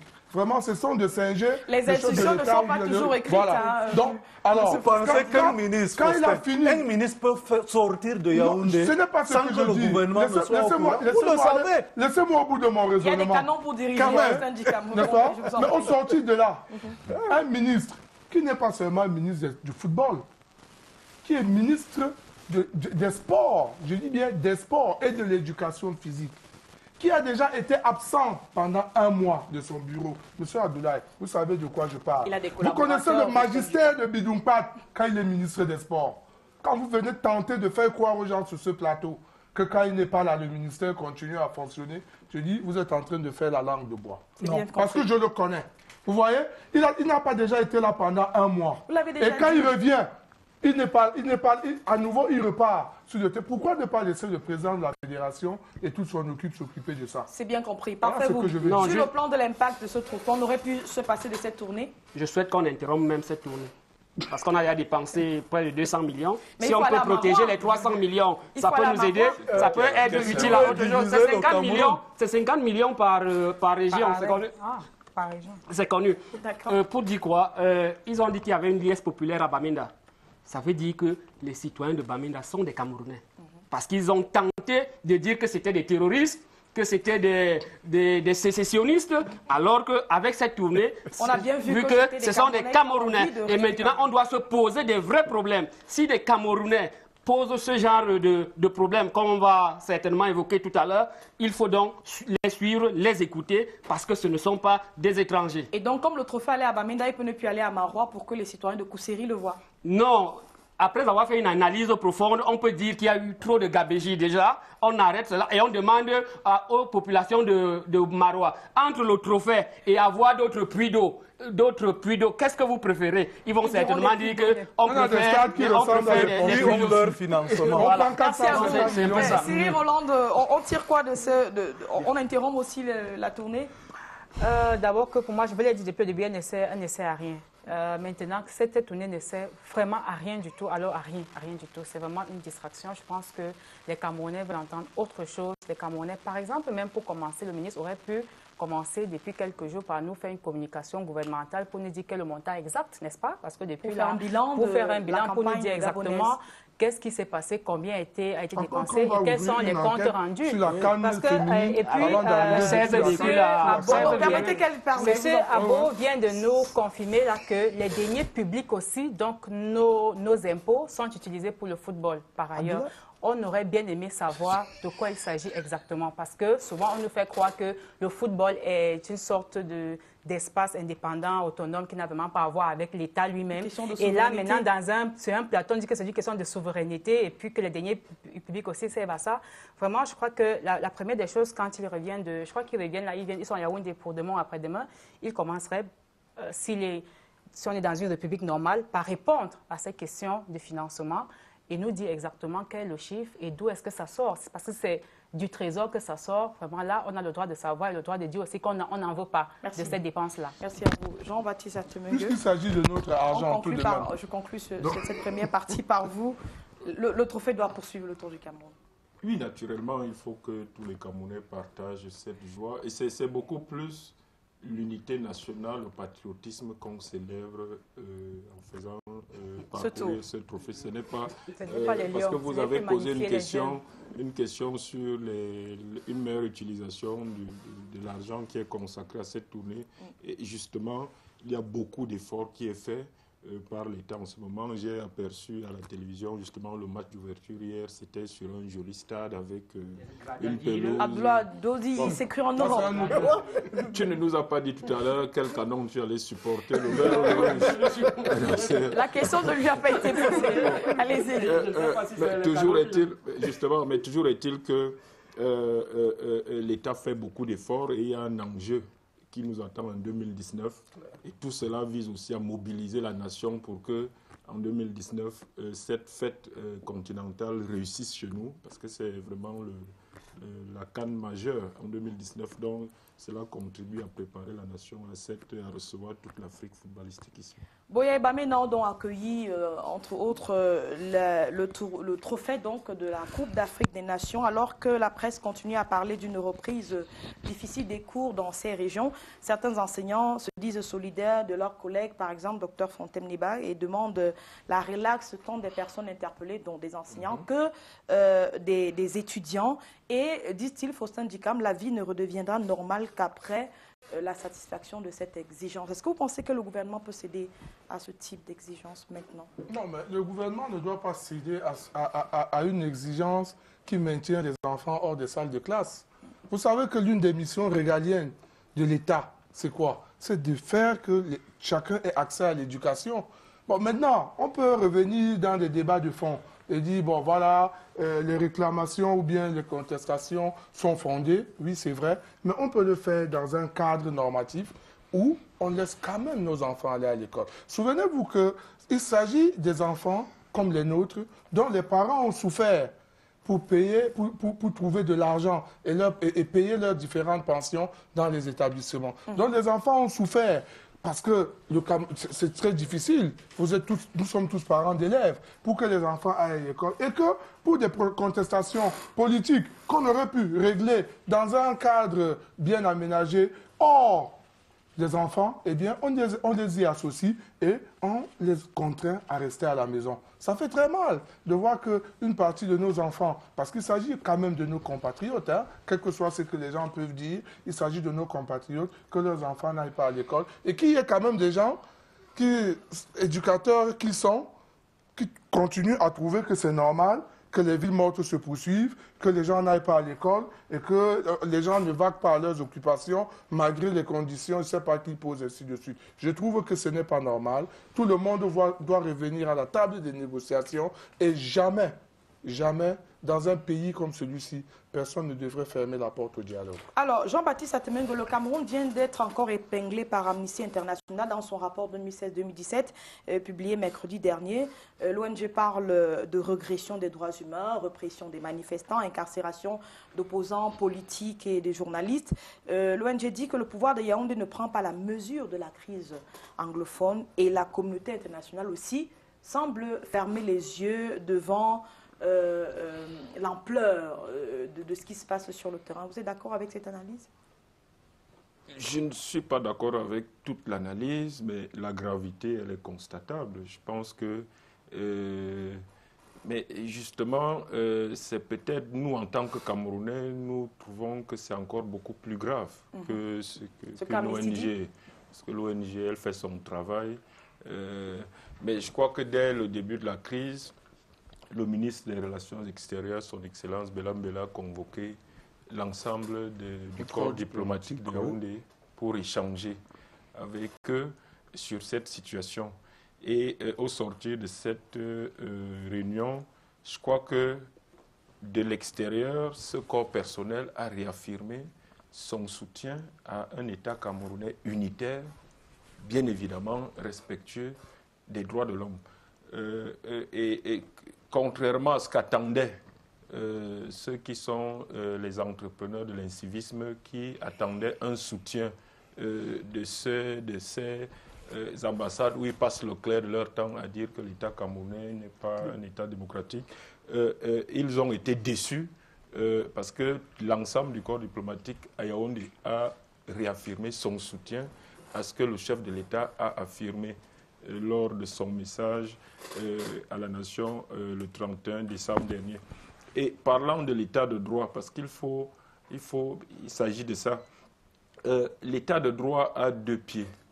Il y a un pied qui est la légitimation de l'autorité politique et l'autre pied, c'est le caractère suprême de la loi, y compris qui s'impose à l'autorité légitime. Il y a au Cameroun un président de la République qui a la légitimité et qui incarne notre souveraineté, même si chacun de nous a une petite fraction de cette souveraineté. Mais c'est lui que nous avons désigné pour ça. Il y a aussi des juridictions, un pouvoir judiciaire, dont il est le garant de l'indépendance. Et si, sous prétexte qu'effectivement, il y a beaucoup de problèmes au Cameroun, nous sommes en démocratie, chacun est libre de critiquer, de dire ce qui ne va pas, et surtout d'apporter des propositions de solutions pour qu'il soit élu. Mais si au nom de ces critiques, de ces revendications, il est question plutôt après d'instaurer une idéologie anti-étatique, parce qu'il s'agit de ça.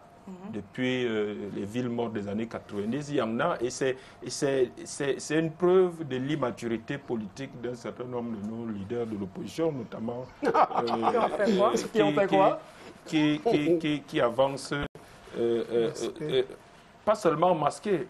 Le président de la République, c'est pas aujourd'hui, c'est le président Paul Biya.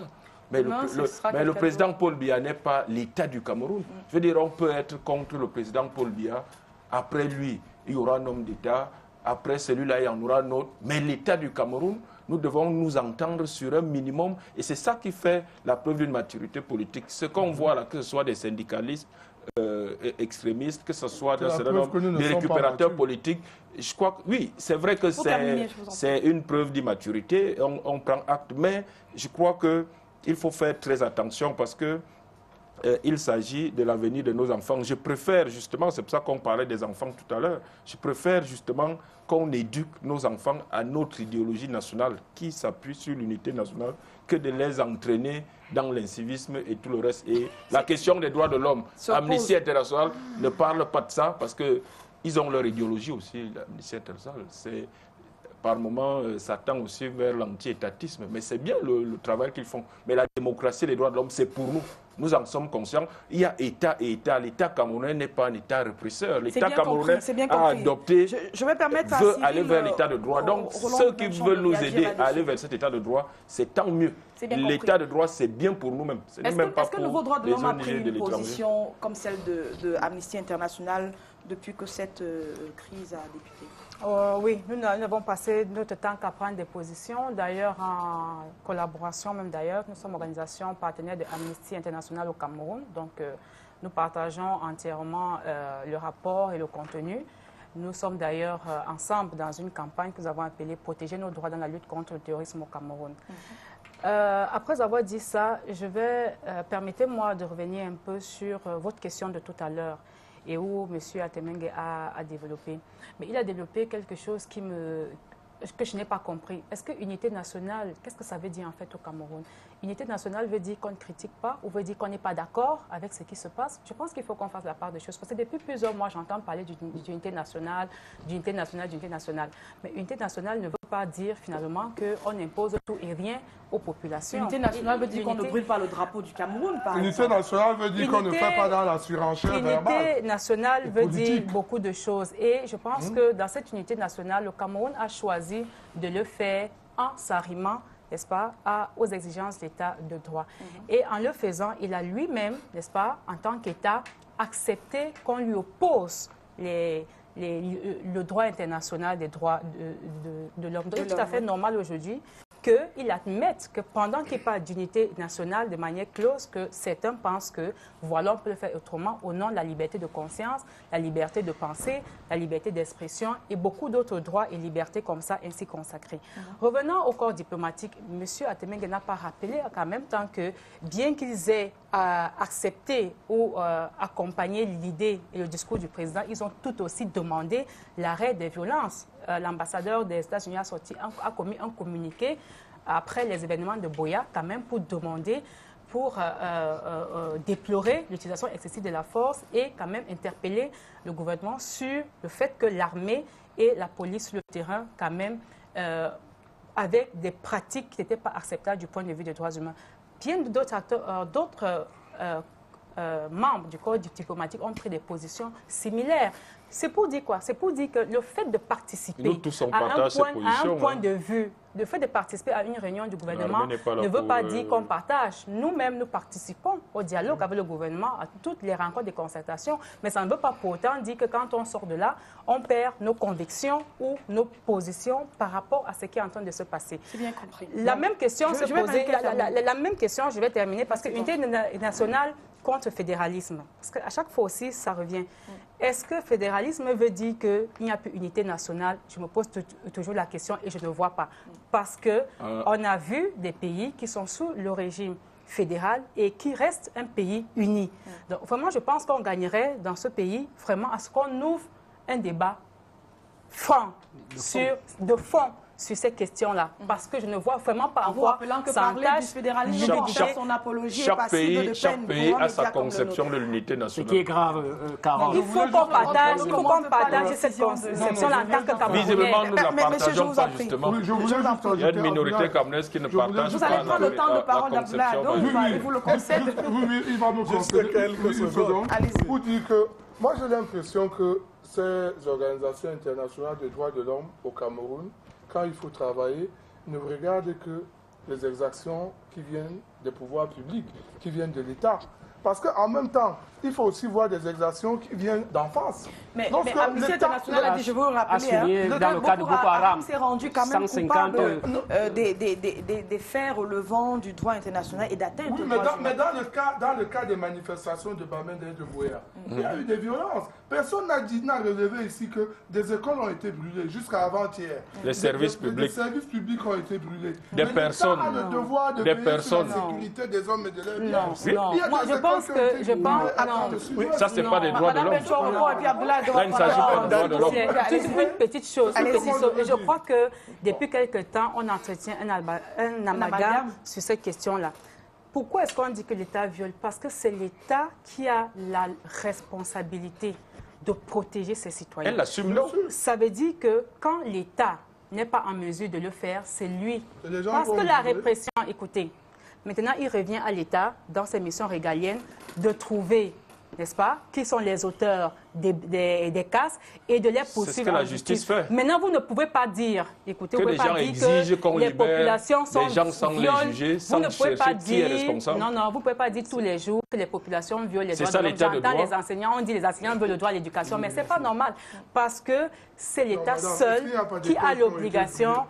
C'est bien compris, on a bien compris. Il n'y a que l'État seul qui est responsable de la garantie et de la protection des droits. Ce n'est pas les citoyens, ce n'est pas notre boulot. D'accord. Donc vous devez aussi laisser l'État faire son Abdoulaye, il doit le faire dans le respect des normes. Mais en l'état actuel, il ne respecte pas. En l'état actuel, il ne respecte pas les normes. La procédure pénale est mise au placard. Les droits des citoyens sont mis au placard. La liberté, les punitions collectives, la rupture de l'Internet, c'est une punition collective qui ne s'explique nullement. Il y a tellement de choses qui sont vraiment alors inacceptables dans un pays qui se veut ou qui se dit vous ne regardez que d'un côté. Après, il n'y aura même plus d'État, vous serez content d'être libre. Moi, je crois dans la sauvagerie et l'anarchie. La fermeté du président de la République dans ce qui se passe au nord-ouest me rassure. Parce que j'avais craint à un moment donné qu'il y ait une faiblesse. Parce que des gens font le chantage à l'État. Il s'agit de notre sécurité collective. Il faut savoir ceci. Non, moi je ne veux pas flagorner. Je dis ce que je pense sincèrement. Il faut savoir que ce que les gens ont tenté, c'est une action politique qui visait jusqu'à la sécession du Cameroun. Ah bon? C'est clair, c'est net. Il y a des gens qui ont un drapeau, une monnaie, ils ont des passeports, ils ont même des citoyens déjà qu'ils doivent nommer dans une partie du Cameroun. Le Cameroun a perdu le nord d'un Cameroun. Et jusqu'aujourd'hui, tout le monde, la fête du 11 février, c'est en commémoration de ce mal-là que l'ancien chef de l'État l'a institué.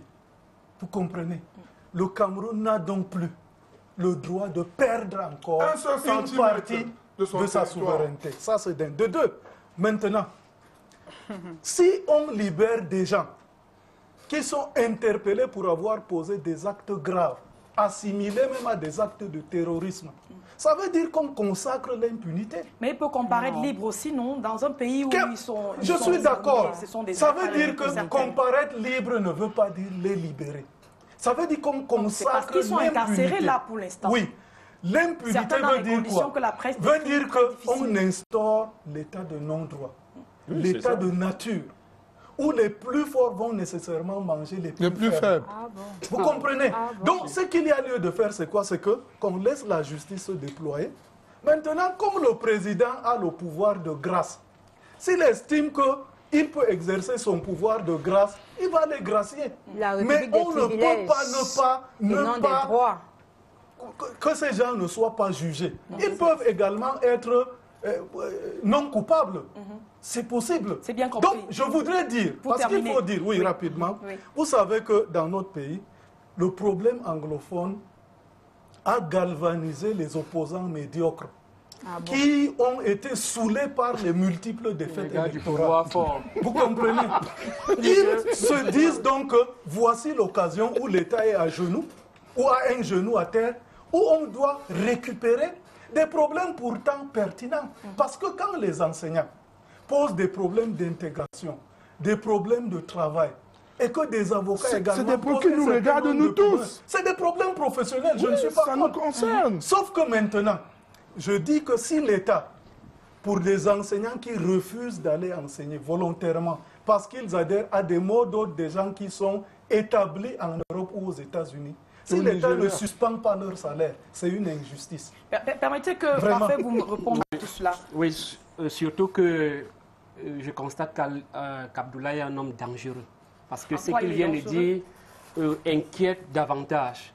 Parce que des gens peuvent avoir brûlé le drapeau. Mais quand on brûle le drapeau, on ne vous tue pas. On doit nous tuer. Non, on ne tue pas. Non, madame, on ne vous tue pas, on vous juge. Voilà. Mais on a tué à Bamenda 2 à 4 personnes. C'est écrit dans le rapport. C'est de ça qu'il est question. Le rapport d'Amnesty International, oui, vous dites bien. On ne vous tue pas parce que vous avez brûlé le drapeau. Ça, c'est la première chose. Ça, c'est la première chose. La deuxième chose, c'est que, madame, j'allais me lever ici, là, comme une star qui s'est levée l'autre jour, quand vous avez dit qu'on ne parle pas de fédéralisme. Le projet du SDF, c'est le fédéralisme. Donc, vous invitez un militant du SDF pour venir sur un plateau et vous lui dites ne parlez pas du fédéralisme. Je vous rappelle que les instructions du Conseil national de la communication et vous ne pouvez pas faire autrement. Elles ne sont pas au-dessus ni de la loi ni du fonctionnement des partis politiques. Ça, c'est en passé. Maintenant, je disais, et puis il y a des formules. Le Cameroun est un et indivisible. Ça veut dire quoi? Moi, je dis le Cameroun est 2 et indivisible. Pourquoi 2 seulement et pas 2 ou 3 ou 4? Non, il faut arrêter des formules, j'allais dire un peu villageoises. Parce que à l'emporte-pièce, le Cameroun, le fait que vous... Dis, je ne comprends pas ce que ça veut dire, on t'explique. Le fait que nous soyons 3 n'empêche pas que nous soyons unis. Et puis, je suis unis dans la diversité. Moi, j'étais à Bamenda et je vais le dire à Ndikam. On n'empêche personne d'aller à l'école. Il y a une culture. Les gens ont intégré le fait que ne pas aller à l'école est important pour le moment. Pourquoi? Parce qu'ils ont des revendications et des revendications légitimes. Et il y aura un résultat collectif. Malheureusement, ce qui s'est passé, parce qu'il y a un article 3 au niveau des nominations, peut-être qu'on dit, dès que tu es ministre, tu deviens arrogant, méprisant. Il y a un article comme ça. Et ces ministres n'ont pas pris la pleine mesure de cette affaire. Ils sont allés, le premier a d'abord dit que non, il n'y a pas de problème anglophone. Je parle du ministre Atangandi, et il a dit qu'il le dit aujourd'hui, il ne le dira pas, il le dira demain ou après-demain qu'il n'y a pas de problème anglophone. On a vu après comment les problèmes... Maintenant, et on a vu comment est-ce que, au fur et à mesure, le gouvernement s'est évertué à faire un certain nombre de choses pour chuter. Vraiment chuter, allez-y. Vous ne pouvez pas discuter avec des gens aujourd'hui parce que vous êtes incapable de les convaincre. Vous les interpellez, vous les jetez en prison et vous les traitez de terroristes. Et vous pensez résoudre le problème de la crise anglophone. Ça, c'est le terrorisme face à un gouvernement aussi terroriste. C'est bien compris. Alors, je donne la parole d'abord à Jean-Baptiste Atémé, que je viens à vous par une question. Il y a quand même des personnalités qui se sont levées cette semaine pour apporter des propositions de résolution de ce conflit. Il y a Simon Asidi Achou et quelques parlementaires qui proposent au président de la République, dit-il, de prendre en compte l'appel à la libération des personnes détenues en rapport avec la crise. Il y a aussi Achi Bembe qui a suggéré de libérer tous les captifs raflés lors des ratissages en zone anglophone et de rouvrir les communications électroniques. Quelles sont les chances pour que ces personnes soient entendues? Ce sont des avis politiques qui n'engagent pas le système judiciaire de la République qui doit sanctionner tous ceux qui sont coupables d'actes. Une justice aux ordres. Une justice aux ordres, mon cher. Une justice aux ordres. Alors, l'état de droit suppose qu'à un moment donné, c'est un penseur français qui le disait, Paul Ricoeur, qu'on enlève la justice de nos combats politiques, de nos conflits sociaux. Il faut mettre la justice à l'écart si on veut construire l'état de droit. Je ne comprends pas pourquoi vous aspirez à un état de droit et tous les jours, vous convoquez la justice, elle est aux ordres, elle est corrompue. Nous devons tous faire en sorte que la justice se mette hors de... C'est ça qui fera un contre-pouvoir, qui va garantir le non-abus des pouvoirs par les uns les autres. Donc il faut... Je ne sais pas pourquoi vous ramenez toujours la justice en la qualifiant de tous les mots. Deuxièmement, est-ce que vous avez fait un sondage parmi les jeunes qui vous ont dit qu'ils ont intégré, qu'ils ne veulent pas aller à l'école. Moi, c'est vous qui vous êtes dangereux. Des gens prennent des enfants. Quel est l'avis d'un enfant? Quelle est l'avis, l'opinion d'un enfant de 5 ans, de 10 ans, de 15 ans? L'association des parents d'élèves, a signé le document de grève. Vous allez permettre qu'il termine. Je vous en prie. C'est ça même. Mais le problème de fond est le suivant. Quand je parle du problème anglophone, entre guillemets, je m'adresse à mes compatriotes.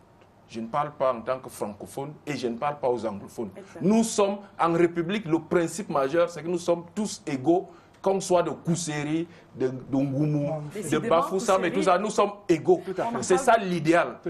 Par pragmatisme, nous devons nous accommoder, mais en avançant d'un certain nombre de choses qu'on tolère, l'équilibre régional, anglophone, francophone, ça nous a bloqué d'ailleurs le système éducatif depuis longtemps. Ce sont les syndicalistes du système anglophone qui ont bloqué le bilinguisme dans le système éducatif. C'est pour ça qu'on a relevé le professeur Ngango un jour à 13h étant ministre de l'Éducation nationale. Et aujourd'hui, je suis surpris que ceux qui ont toujours fait preuve de conservatisme deviennent synonymes de droits de l'homme, de progressisme et tout. Or, l'unité nationale, telle que elle a été léguée par nos pères fondateurs, c'est la convergence, c'est le Cameroun de demain. C'est ça qu'il faut transmettre aux enfants. C'est pas le Cameroun des instincts, c'est pas le Cameroun, ça veut dire quelque chose, parce que ça ne veut pas dire le Cameroun des instincts primitifs, des instincts tribaux, anglophones, francophones, bamléké, bétéodo. Et ce que vous faites, ce que les gens font en ce moment, c'est de ça qu'il s'agit. Vous ne pouvez pas vouloir un état de droit, une démocratie qui suppose la nationalisation de la vie politique, une idéologie nationale, et vous êtes toujours là attirés à vouloir profiter opportunément des instincts tribaux, des anglophones, francophones. Et ça sonne, ça condamne vos partis politiques. Moi, j'ai toujours dit qu'on faisait du mal.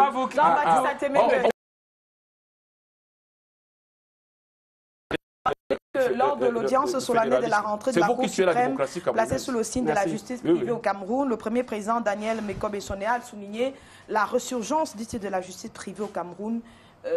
Et il a bien sûr, pour bien faire comprendre ses propos, il a parlé de ces enseignants qui décident de rester à la maison, de ne pas se rendre dans les amphithéâtres au motif de ce qu'ils ont des problèmes qu'il va falloir résoudre. Est-ce que c'est parce qu'on n'a plus confiance en la justice que finalement les gens veulent se faire justice eux-mêmes?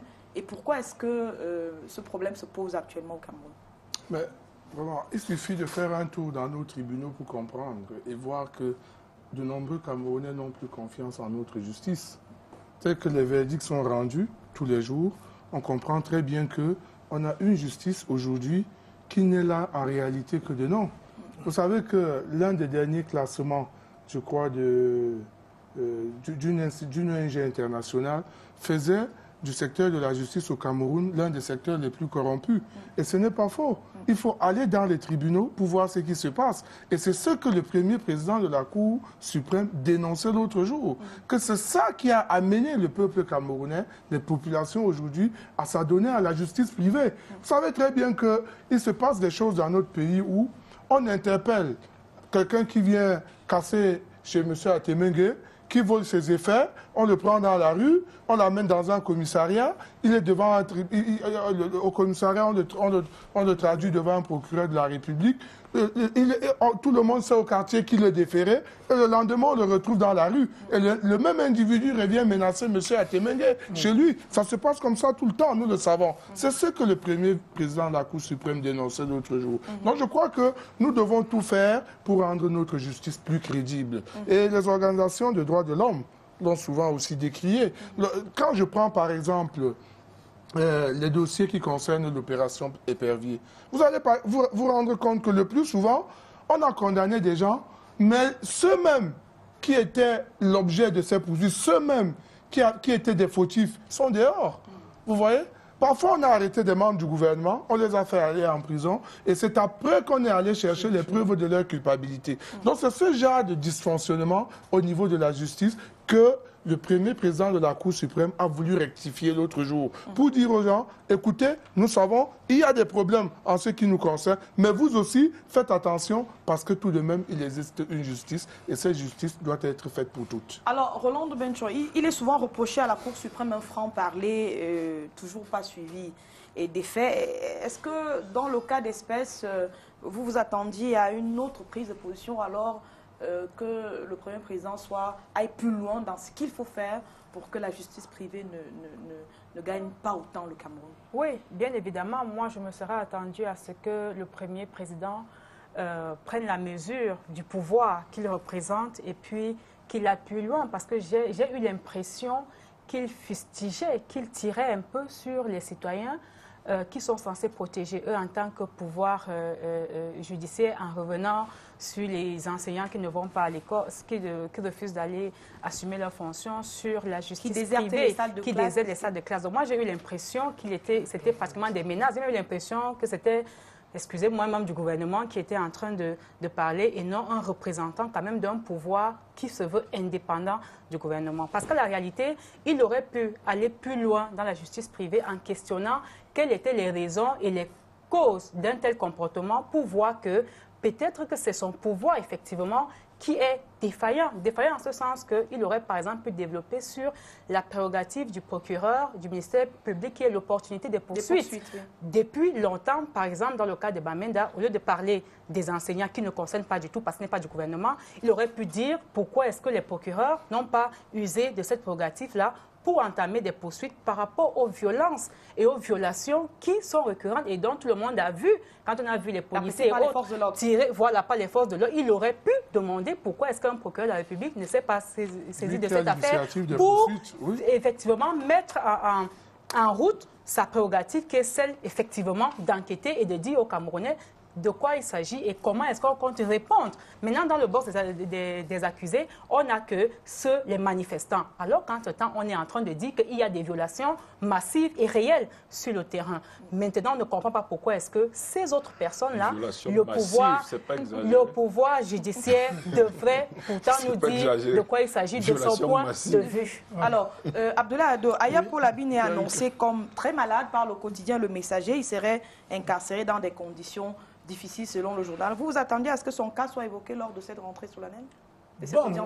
Sûrement, moi je ne m'attendais pas à ce qu'on parle de ça. Mais logiquement... Même par solidarité de corps? Oui, je sais, il y a la solidarité de corps, mais je sais également le comportement de nos personnalités parfois. Donc, la logique voudrait qu'on essaye de poser ce problème-là. Mais ils ne sont pas allés là. Mais surtout, il faudrait dire quand même que si les gens nous entendent à l'extérieur, dire qu'on doit interdire la justice privée au Cameroun, on risque de ne pas comprendre. La loi du Cameroun a même consacré une justice privée, mais pas dans le secteur pénal. L'arbitrage est la justice privée. Dans les affaires, le droit commercial, il y a la justice privée. Dans le sport, c'est la justice privée, sportive, qui se fait, l'arbitrage. Ce qui est interdit, c'est la vengeance privée. Ça, c'est dans le volet pénal. Donc la vendetta. Ça, la justice populaire, c'est interdit. Parce que c'est des notions de droit, on peut s'emballer là et on ne sent vraiment pas là où on est en train d'aller. Mais moi, je crois... Le premier président s'était trompé alors. Pas qu'il s'est trompé, il faut apporter une précision. Dans quel contexte est-ce que la justice J'ai la chance d'être juriste, donc moi je sais ce qu'on appelle justice privée. Exactement. Et la vendetta. Donc, également, ce que moi je voudrais dire, qu'on le veuille ou pas aujourd'hui, quand on voit notre justice se déployer, malgré les lois, parce que le Cameroun est ce que je dis souvent, champion du monde des jolies lois, les lois d'apparat. Mais parfois, on n'applique pas. Donc, il y a des problèmes réels pour le rendu de la justice vraiment telle qu'elle devrait être.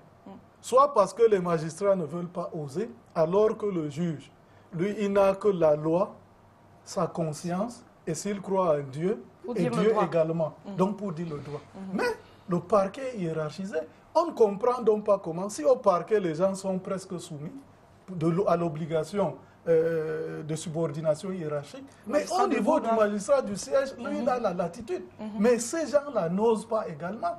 On a rendu des décisions pratiquement parfois incompréhensibles pour ne pas être désagréable. Donc, où vous voyez, on a fait des efforts, vous arrivez à un niveau, quand vous suivez les débats, même vous, quand on évoque les faits, on dit le droit, vous êtes capable de tirer la conclusion, même quelqu'un qui n'est pas spécialiste. Mais on vous a servi des cas où parfois on a vraiment des verdicts incompréhensibles et finalement c'est ça qui fragilise la justice. Mais je voudrais sortir rapidement parce que Parfait avait évoqué le fédéralisme, mais pas dans son sens. Le fédéralisme, les gens ont été pris en otage par l'inoculation progressive de l'ignorance. Qu'est-ce qu'on dit aux populations? On dit que quand on est dans un État fédéral, les biens du sol et du sous-sol appartiennent à l'État fédéré. C'est faux. Les biens appartiennent à l'État fédéral. Ça, vous voyez le Nigeria, qui est à côté de nous. Le Nigeria, le pétrole du Nigeria, est-ce que ça appartient aux États du Niger Delta? Non. Ça appartient à l'État fédéral. Autre chose également, à l'État central, oui. Il faut dire que on fait croire que quand on est dans un État fédéral, il n'y a pas de problème. Je prends le cas de l'État de Rio au Brésil. Actuellement, le gouverneur est en prison parce qu'il a détourné les fonds.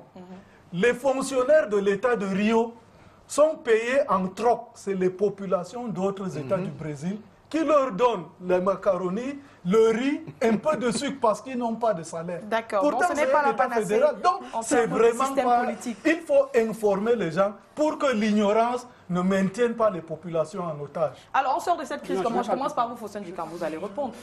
On sort de là par quoi? Laquelle crise? Il y a tellement de crises. Nous avons parlé d'une crise dans le football, de la anglophone. Mais de la crise anglophone, oui, bien sûr. Je crois que nous pouvons sortir de là en revenant sur la table de la concertation. C'est très important. Vous voyez? Lorsque on ferme la porte au dialogue dans un pays, le pays est totalement bloqué. Sachez que le problème anglophone, d'ailleurs c'est un terme que je n'aime pas, problème anglophone ou francophone et autres. Nous sommes d'abord des Camerounais. Le problème qui se pose dans deux régions. Le problème qui se pose dans les deux régions du Cameroun nous concerne aussi. Parce que de toutes les façons, nous avons soit des femmes là-bas, soit des hommes là-bas, nos enfants qui sont dans tous ces sous-systèmes, nos enfants qui sont appelés à travailler là-bas, eux aussi ici de ce côté. Ce que je veux, c'est simplement qu'il y ait plus d'unité, mais dans le dialogue. C'est bien compris. Parce qu'avec le dialogue, on peut bousculer plusieurs On aura le montagnes. reportage la semaine dans quelques minutes. Le temps pour moi de vous demander aussi à vous, est-ce que les nouveaux droits de l'homme ont fait des propositions pour que ce problème soit résolu, puisqu'on a l'impression que ça s'enlise? Oui. Au regard de l'enlisement de la situation, nous avons proposé la désignation d'une manière tout à fait inclusive et participative d'un médiateur. Parce que, comme on l'a vu ailleurs, nous avons analysé ce qui se passe dans notre pays. Quand il y a blocage, quand le dialogue n'avance pas, souvent on peut trouver une personnalité qui joue d'une certaine légitimité et qui est acceptée par les différentes parties pour essayer de rapprocher. Parce qu'en l'état actuel, il est bien clair pour tout le monde qu'il y a blocage. Et le gouvernement en face qui avance, qui veut avancer. D'ailleurs, hier, j'ai lu en scroll la dernière sortie du ministre qui disait que les examens vont se tenir aux dates prévues et tout. Pour moi, je me demande, est-ce qu'on est en train d'aller vers une résolution? Est-ce que le gouvernement n'est pas là encore en train de vouloir se lancer dans une autre violation des droits? Puisque les enfants, ils sont d'accord avec nous qui n'ont pas fréquenté. Voilà un gouvernement qui est conscient que ces enfants n'ont pas fréquenté. Est-ce que c'est les enfants? Et le gars dit, il sort un décret, il sort un texte, monsieur. Vous, des droits de l'homme, on voudrait que vous vous mettiez du côté de ceux qui veulent remettre les enfants à l'école. Pas de défendre ceux qui empêchent. Mettez-vous du côté de l'État. Les droits de l'homme, c'est l'État qui en est garant. Vous ne pouvez pas promouvoir les droits de l'homme en vous mettant systématiquement contre ceux qui veulent détruire l'État. Non, monsieur. C'est quel droit de l'homme? Qui est garant des droits de l'homme? Vous êtes sur du camp des rebelles. C'est ça les droits de l'homme. Mais les rebelles, ce sont ceux qui sortent de l'État. Je voudrais terminer, s'il vous plaît. Quel droit de l'homme il s'agit de quel droit de l'homme? Écoutez, vous choisissez un camp pour dire les droits de l'homme. L'État a la responsabilité de protéger tous les Camerounais. Aider l'État à protéger tous les Camerounais. Les Camerounais de certains, même ceux qui s'attaquent aux partis, on est d'accord. Ceux qui ne sont pas... Monsieur Atemengue, aider donc l'État à protéger tous les Camerounais. Monsieur Atemengue, tu deviens rebelle sur le plateau. Permettez que madame termine. Je lui donne la parole.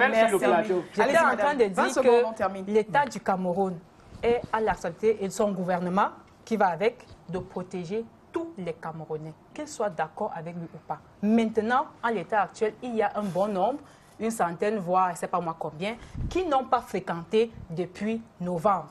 L'État devrait pouvoir, un gouvernement sérieux et responsable devrait pouvoir dire, peut-être ne pas annuler les examens, mais dire comment il organise un processus de rattrapage, je ne sais pas moi quoi, de réaménagement pour permettre à ces enfants de comprendre. Ça va se faire par où quand il a déjà sorti un texte qui dit que... Aidez-nous à ramener tous les enfants à l'école. L'Organisation des droits de l'homme, allez aider-nous à ramener tous les enfants à l'école. Ils veulent violer encore les droits de ces jeunes. Et vraiment, c'est le moment pour nous. Quels sont ces droits de l'homme-là? Vous n'aidez pas les enfants à revenir à l'école. Vous êtes là qu'à condamner les gens. Ce n'est pas les droits de l'homme, vous êtes des partisans. Vous n'êtes pas des droits de l'homme, c'est des partisans. Messieurs, madame et messieurs. Le ministre des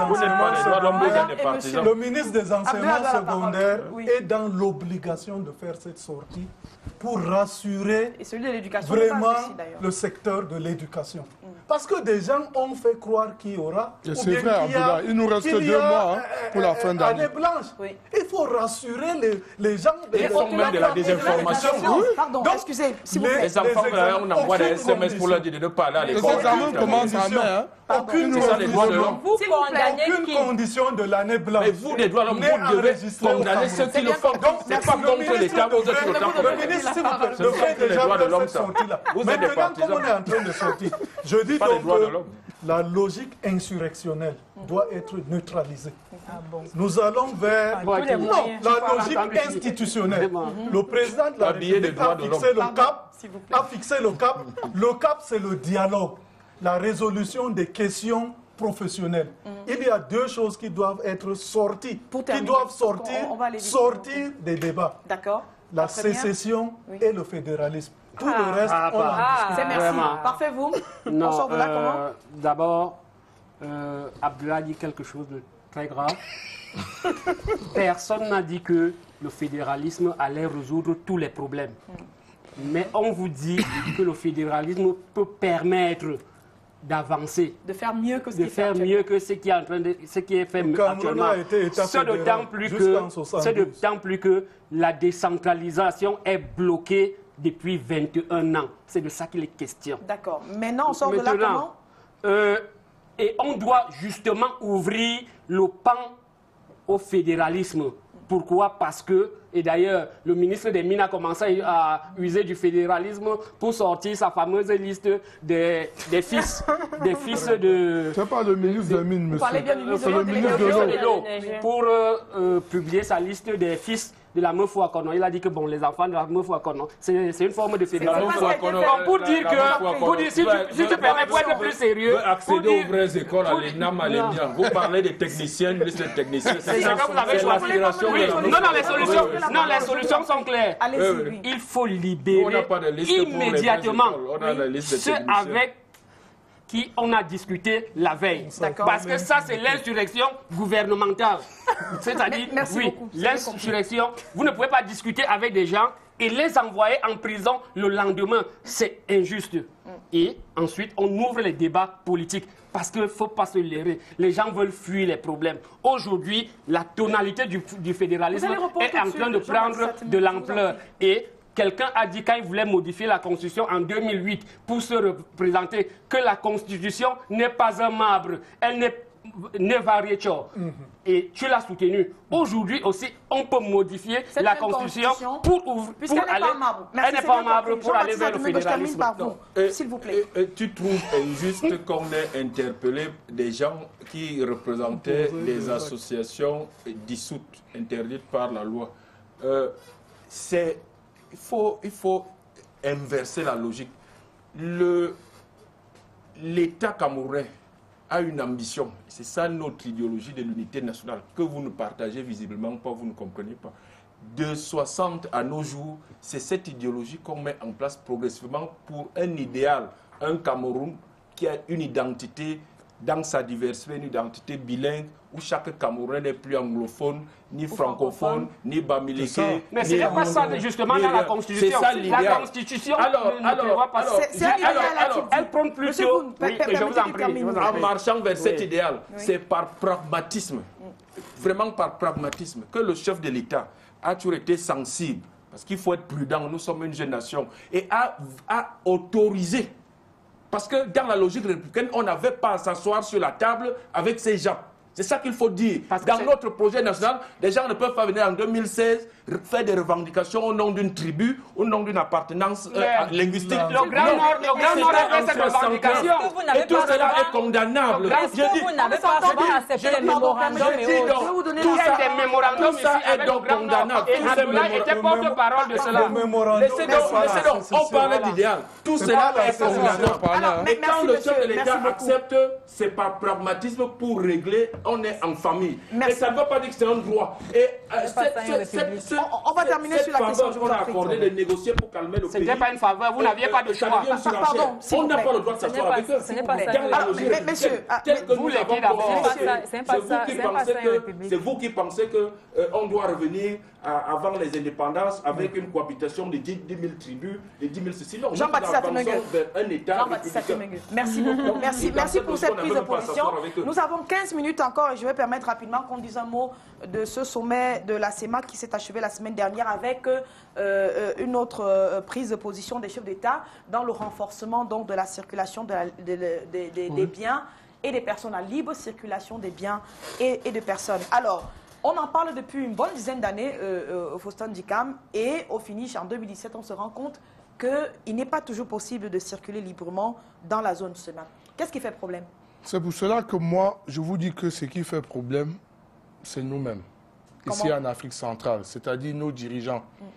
Et je veux être Thomas, comme nous sommes un dimanche, pour voir si ça va véritablement se réaliser ce qu'on vient de nous dire à l'issue de ce dernier sommet de la CEMAC, où les présidents équato-guinéens et gabonais ont décidé que, bon, désormais, tout va y aller pour le mieux. Vous savez très bien que ici en Afrique centrale, c'est ces deux pays-là qui ont bloqué le processus. Depuis, au Cameroun, c'était plus un problème. D'ailleurs, pendant ce sommet de la CEMAC, le chef de l'État du Cameroun a exigé que ces deux pays, ces pays qui demandent aujourd'hui qu'on y aille véritablement à l'ouverture, commencent d'abord par payer leurs cotisations au niveau de la CEMAC. Vous voyez? Non, je n'ai pas fini. Ce que je veux vous dire, c'est quoi? C'est que pourquoi est-ce que depuis longtemps, en Afrique de l'Ouest, ça marche et que chez nous, ça ne marche pas? C'est à cause de nos égoïsmes. Lorsque vous partez d'ici, au Cameroun, étant même d'Afrique centrale, pour des pays d'Afrique de l'Ouest, quand vous arrivez au Nigeria, à Murtala Mohamed, à l'aéroport, c'est là-bas que vous prenez un visa à $50 et vous faites tout le tour des autres pays d'Afrique de l'Ouest, on ne vous demande plus rien. Mais est-ce que vous savez que prendre un visa d'ici pour aller là à côté, à Libreville, c'est plus difficile que de prendre un visa d'ici pour aller à Paris? Ce n'est pas normal. C'est bien Donc, compris. si aujourd'hui, ces chefs d'État sont devenus conscients qu'on doit retourner vraiment dans l'intégration, eh bien, qu'on y aille. C'est bien compris. Abdoulaye, au-delà d'être conscient, qu'est-ce qu'ils mettent comme plus-value pour qu'on se dise que cette fois-ci, c'est la bonne? En réalité, moi, je crois qu'aujourd'hui, ils sont obligés parce que le pétrole ne se vend pas bien. Comme c'est des pays qui étaient sur des grands chevaux, voilà. Et puis, il y avait de l'argent. Ils ont cru que les autres allaient pour transporter la misère de nos pays, notamment les Camerounais. Voilà, chez eux. Maintenant, donc, c'est des pays qui sont devenus fragiles et vulnérables. Ils n'ont pas d'argent. Donc, on voit comment ils se battent pour avoir des problèmes. Donc, maintenant, ils veulent offrir l'opportunité à leurs citoyens de pouvoir circuler dans la CEMAC. Ils veulent c'est-à-dire faciliter également la circulation des biens parce qu'ils auront des difficultés. Avant, ils avaient l'argent, maintenant, ils n'ont pas d'argent. Or, il faut manger, il faudrait faire des investissements. Ils n'ont pas de moyens. Donc, ils sont obligés maintenant d'accepter les autres. Donc, c'est pour leur intérêt, pour essayer maintenant au niveau national de rattraper ce qu'ils ont beaucoup perdu, qu'ils ont ouvert. S'ils avaient encore les mêmes capacités financières, ils n'allaient pas accepter. Alors, il se dit, Cyril Roland, que les textes ne facilitent pas le respect de cette libre circulation, notamment dans la zone CEMAC. Est-ce que c'est vrai? À la réalité, au-delà même des textes, il n'y a même pas de volonté politique. Vous savez, contrairement, par exemple, à la CEDEAO, la CEMAC, c'est une affaire des chefs d'État, des 6 personnes, qu'ils font ce qu'ils veulent. Ce que pensent les citoyens de ces pays-là, ça ne compte pas. Ils ne sont pas consultés. Ça ne les regarde, voilà. Ils ne sont même pas intéressés. Moi, je dis toujours une chose, le politique tient l'économie, c'est-à-dire qu'on le vole ou non. Quand il y a des dirigeants là, qui ne prennent pas en considération ou alors qui n'ont pas un intérêt particulier des besoins des citoyens qui sont censés diriger, c'est clair qu'on aura ce qu'on a là. Parce que la réalité, pour arriver à la libre circulation, comme vous venez de le dire, il devait y avoir des politiques communes, n'est-ce pas? Au niveau économique, au niveau du commerce, au niveau... Je n'ai pas fait économie, mais je sais qu'il n'y a rien dans ce domaine-là. Et d'ailleurs, regardez un peu leur agenda. Le Cameroun a émergé en 2035. Le Gabon est émergent en 2025. Guinée-Équatoriale, c'est peut-être 2020. Parce que et puis la CEMAC elle-même a 2030. C'est-à-dire que finalement, voilà des gens, chacun a son délai, et puis la CEMAC elle-même a son agenda, mais pour 6 pays qui voudraient avoir des politiques communes, au moins là, on devrait voir quelle est la volonté d'aller ensemble. On se serait attendu à ce qu'avant un sommet comme celui-là, qu'on nous dise que ce sommet-là, c'est pour valider tel aspect. Parce que ce que vous venez de dire, ça a été dit exactement de la même manière lors du sommet à Yaoundé. Ça a été dit exactement de la même manière lors du sommet d'avant. Mais en fait, ils sont en train de jouer. D'accord. Alors, Jean-Baptiste Atemengue, il y a quand même que sur le plan pratique, il y a un certain nombre d'aspects qui sont mis en place, notamment ces routes transfrontalières qui vont d'un pays à un autre pour faciliter justement cette intégration. Est-ce qu'il ne faudrait pas niveler dans les opportunités de renforcement de ce vivre ensemble dans la zone CEMAC et se dire à telle échéance, il faut qu'on ait résolu tel type de problème? Je pense que vous ouvrez vous-même une voie, c'est-à-dire que il y a des problèmes de communication entre les États. Vous avez évoqué les routes. Je crois que autant le Cameroun a un peuple qui veut bouger, qui veut dynamiser la sous-région, autant en matière d'infrastructure, je crois que nous sommes aussi celui qui fait le moins d'efforts. Parce que quand vous voyez tout au long des frontières avec la Guinée équatoriale et le Gabon, c'est des autoroutes qu'on est en train de faire de part et d'autre, c'est nous qui sommes en retard. Donc je pense que c'est une priorité. Et là, nous devons peut-être aussi être solidaires. L'Union européenne, l'intégration européenne s'est faite étape par étape avec des fonctions précises. Ça a commencé par l'acier. Donc nous aussi, on peut, à mon avis, progressivement, on n'a pas la même histoire que l'Afrique de l'Ouest. On peut, domaine par domaine, déjà, le système éducatif, c'est bien qu'il y ait une initiative avec l'Université inter-État Cameroun-Congo. Ça permet aux élites de se retrouver. En fait, nos élites ne se fréquentent même pas déjà. Alors qu'en Afrique de l'Ouest, les élites se connaissent. Et les routes aussi, ça a un impact. Mais en même temps, il faut tenir compte quand même d'une réalité géographique qui est là. C'est que l'Afrique centrale a un côté sahélien. Là-bas, les gens sont habitués à circuler au nomadisme. L'Afrique centrale, côté forêt, c'est des sédentaires. Non pas une culture. Et nous, au Cameroun, on a les deux cultures. Donc, c'est que tel que nous percevons les choses, ce n'est pas comme ça qu'on les perçoit au Gabon ou au Congo ou au Tchad. Ensuite, il y a un déséquilibre démographique qui est très important. Et donc, il faut tenir compte de ça et aller progressivement vers ce que nous espérons dans 30, 40 ans. Alors, parfait. Bon, quel peut être le rôle du secteur privé dans tout cela? Parce qu'il se dit que les opérateurs privés qui n'arrivent pas à écouler leurs marchandises ou bien qui n'ont pas accès à d'autres villes peuvent saisir, par exemple, dans le cas de non-respect des exigences par un État.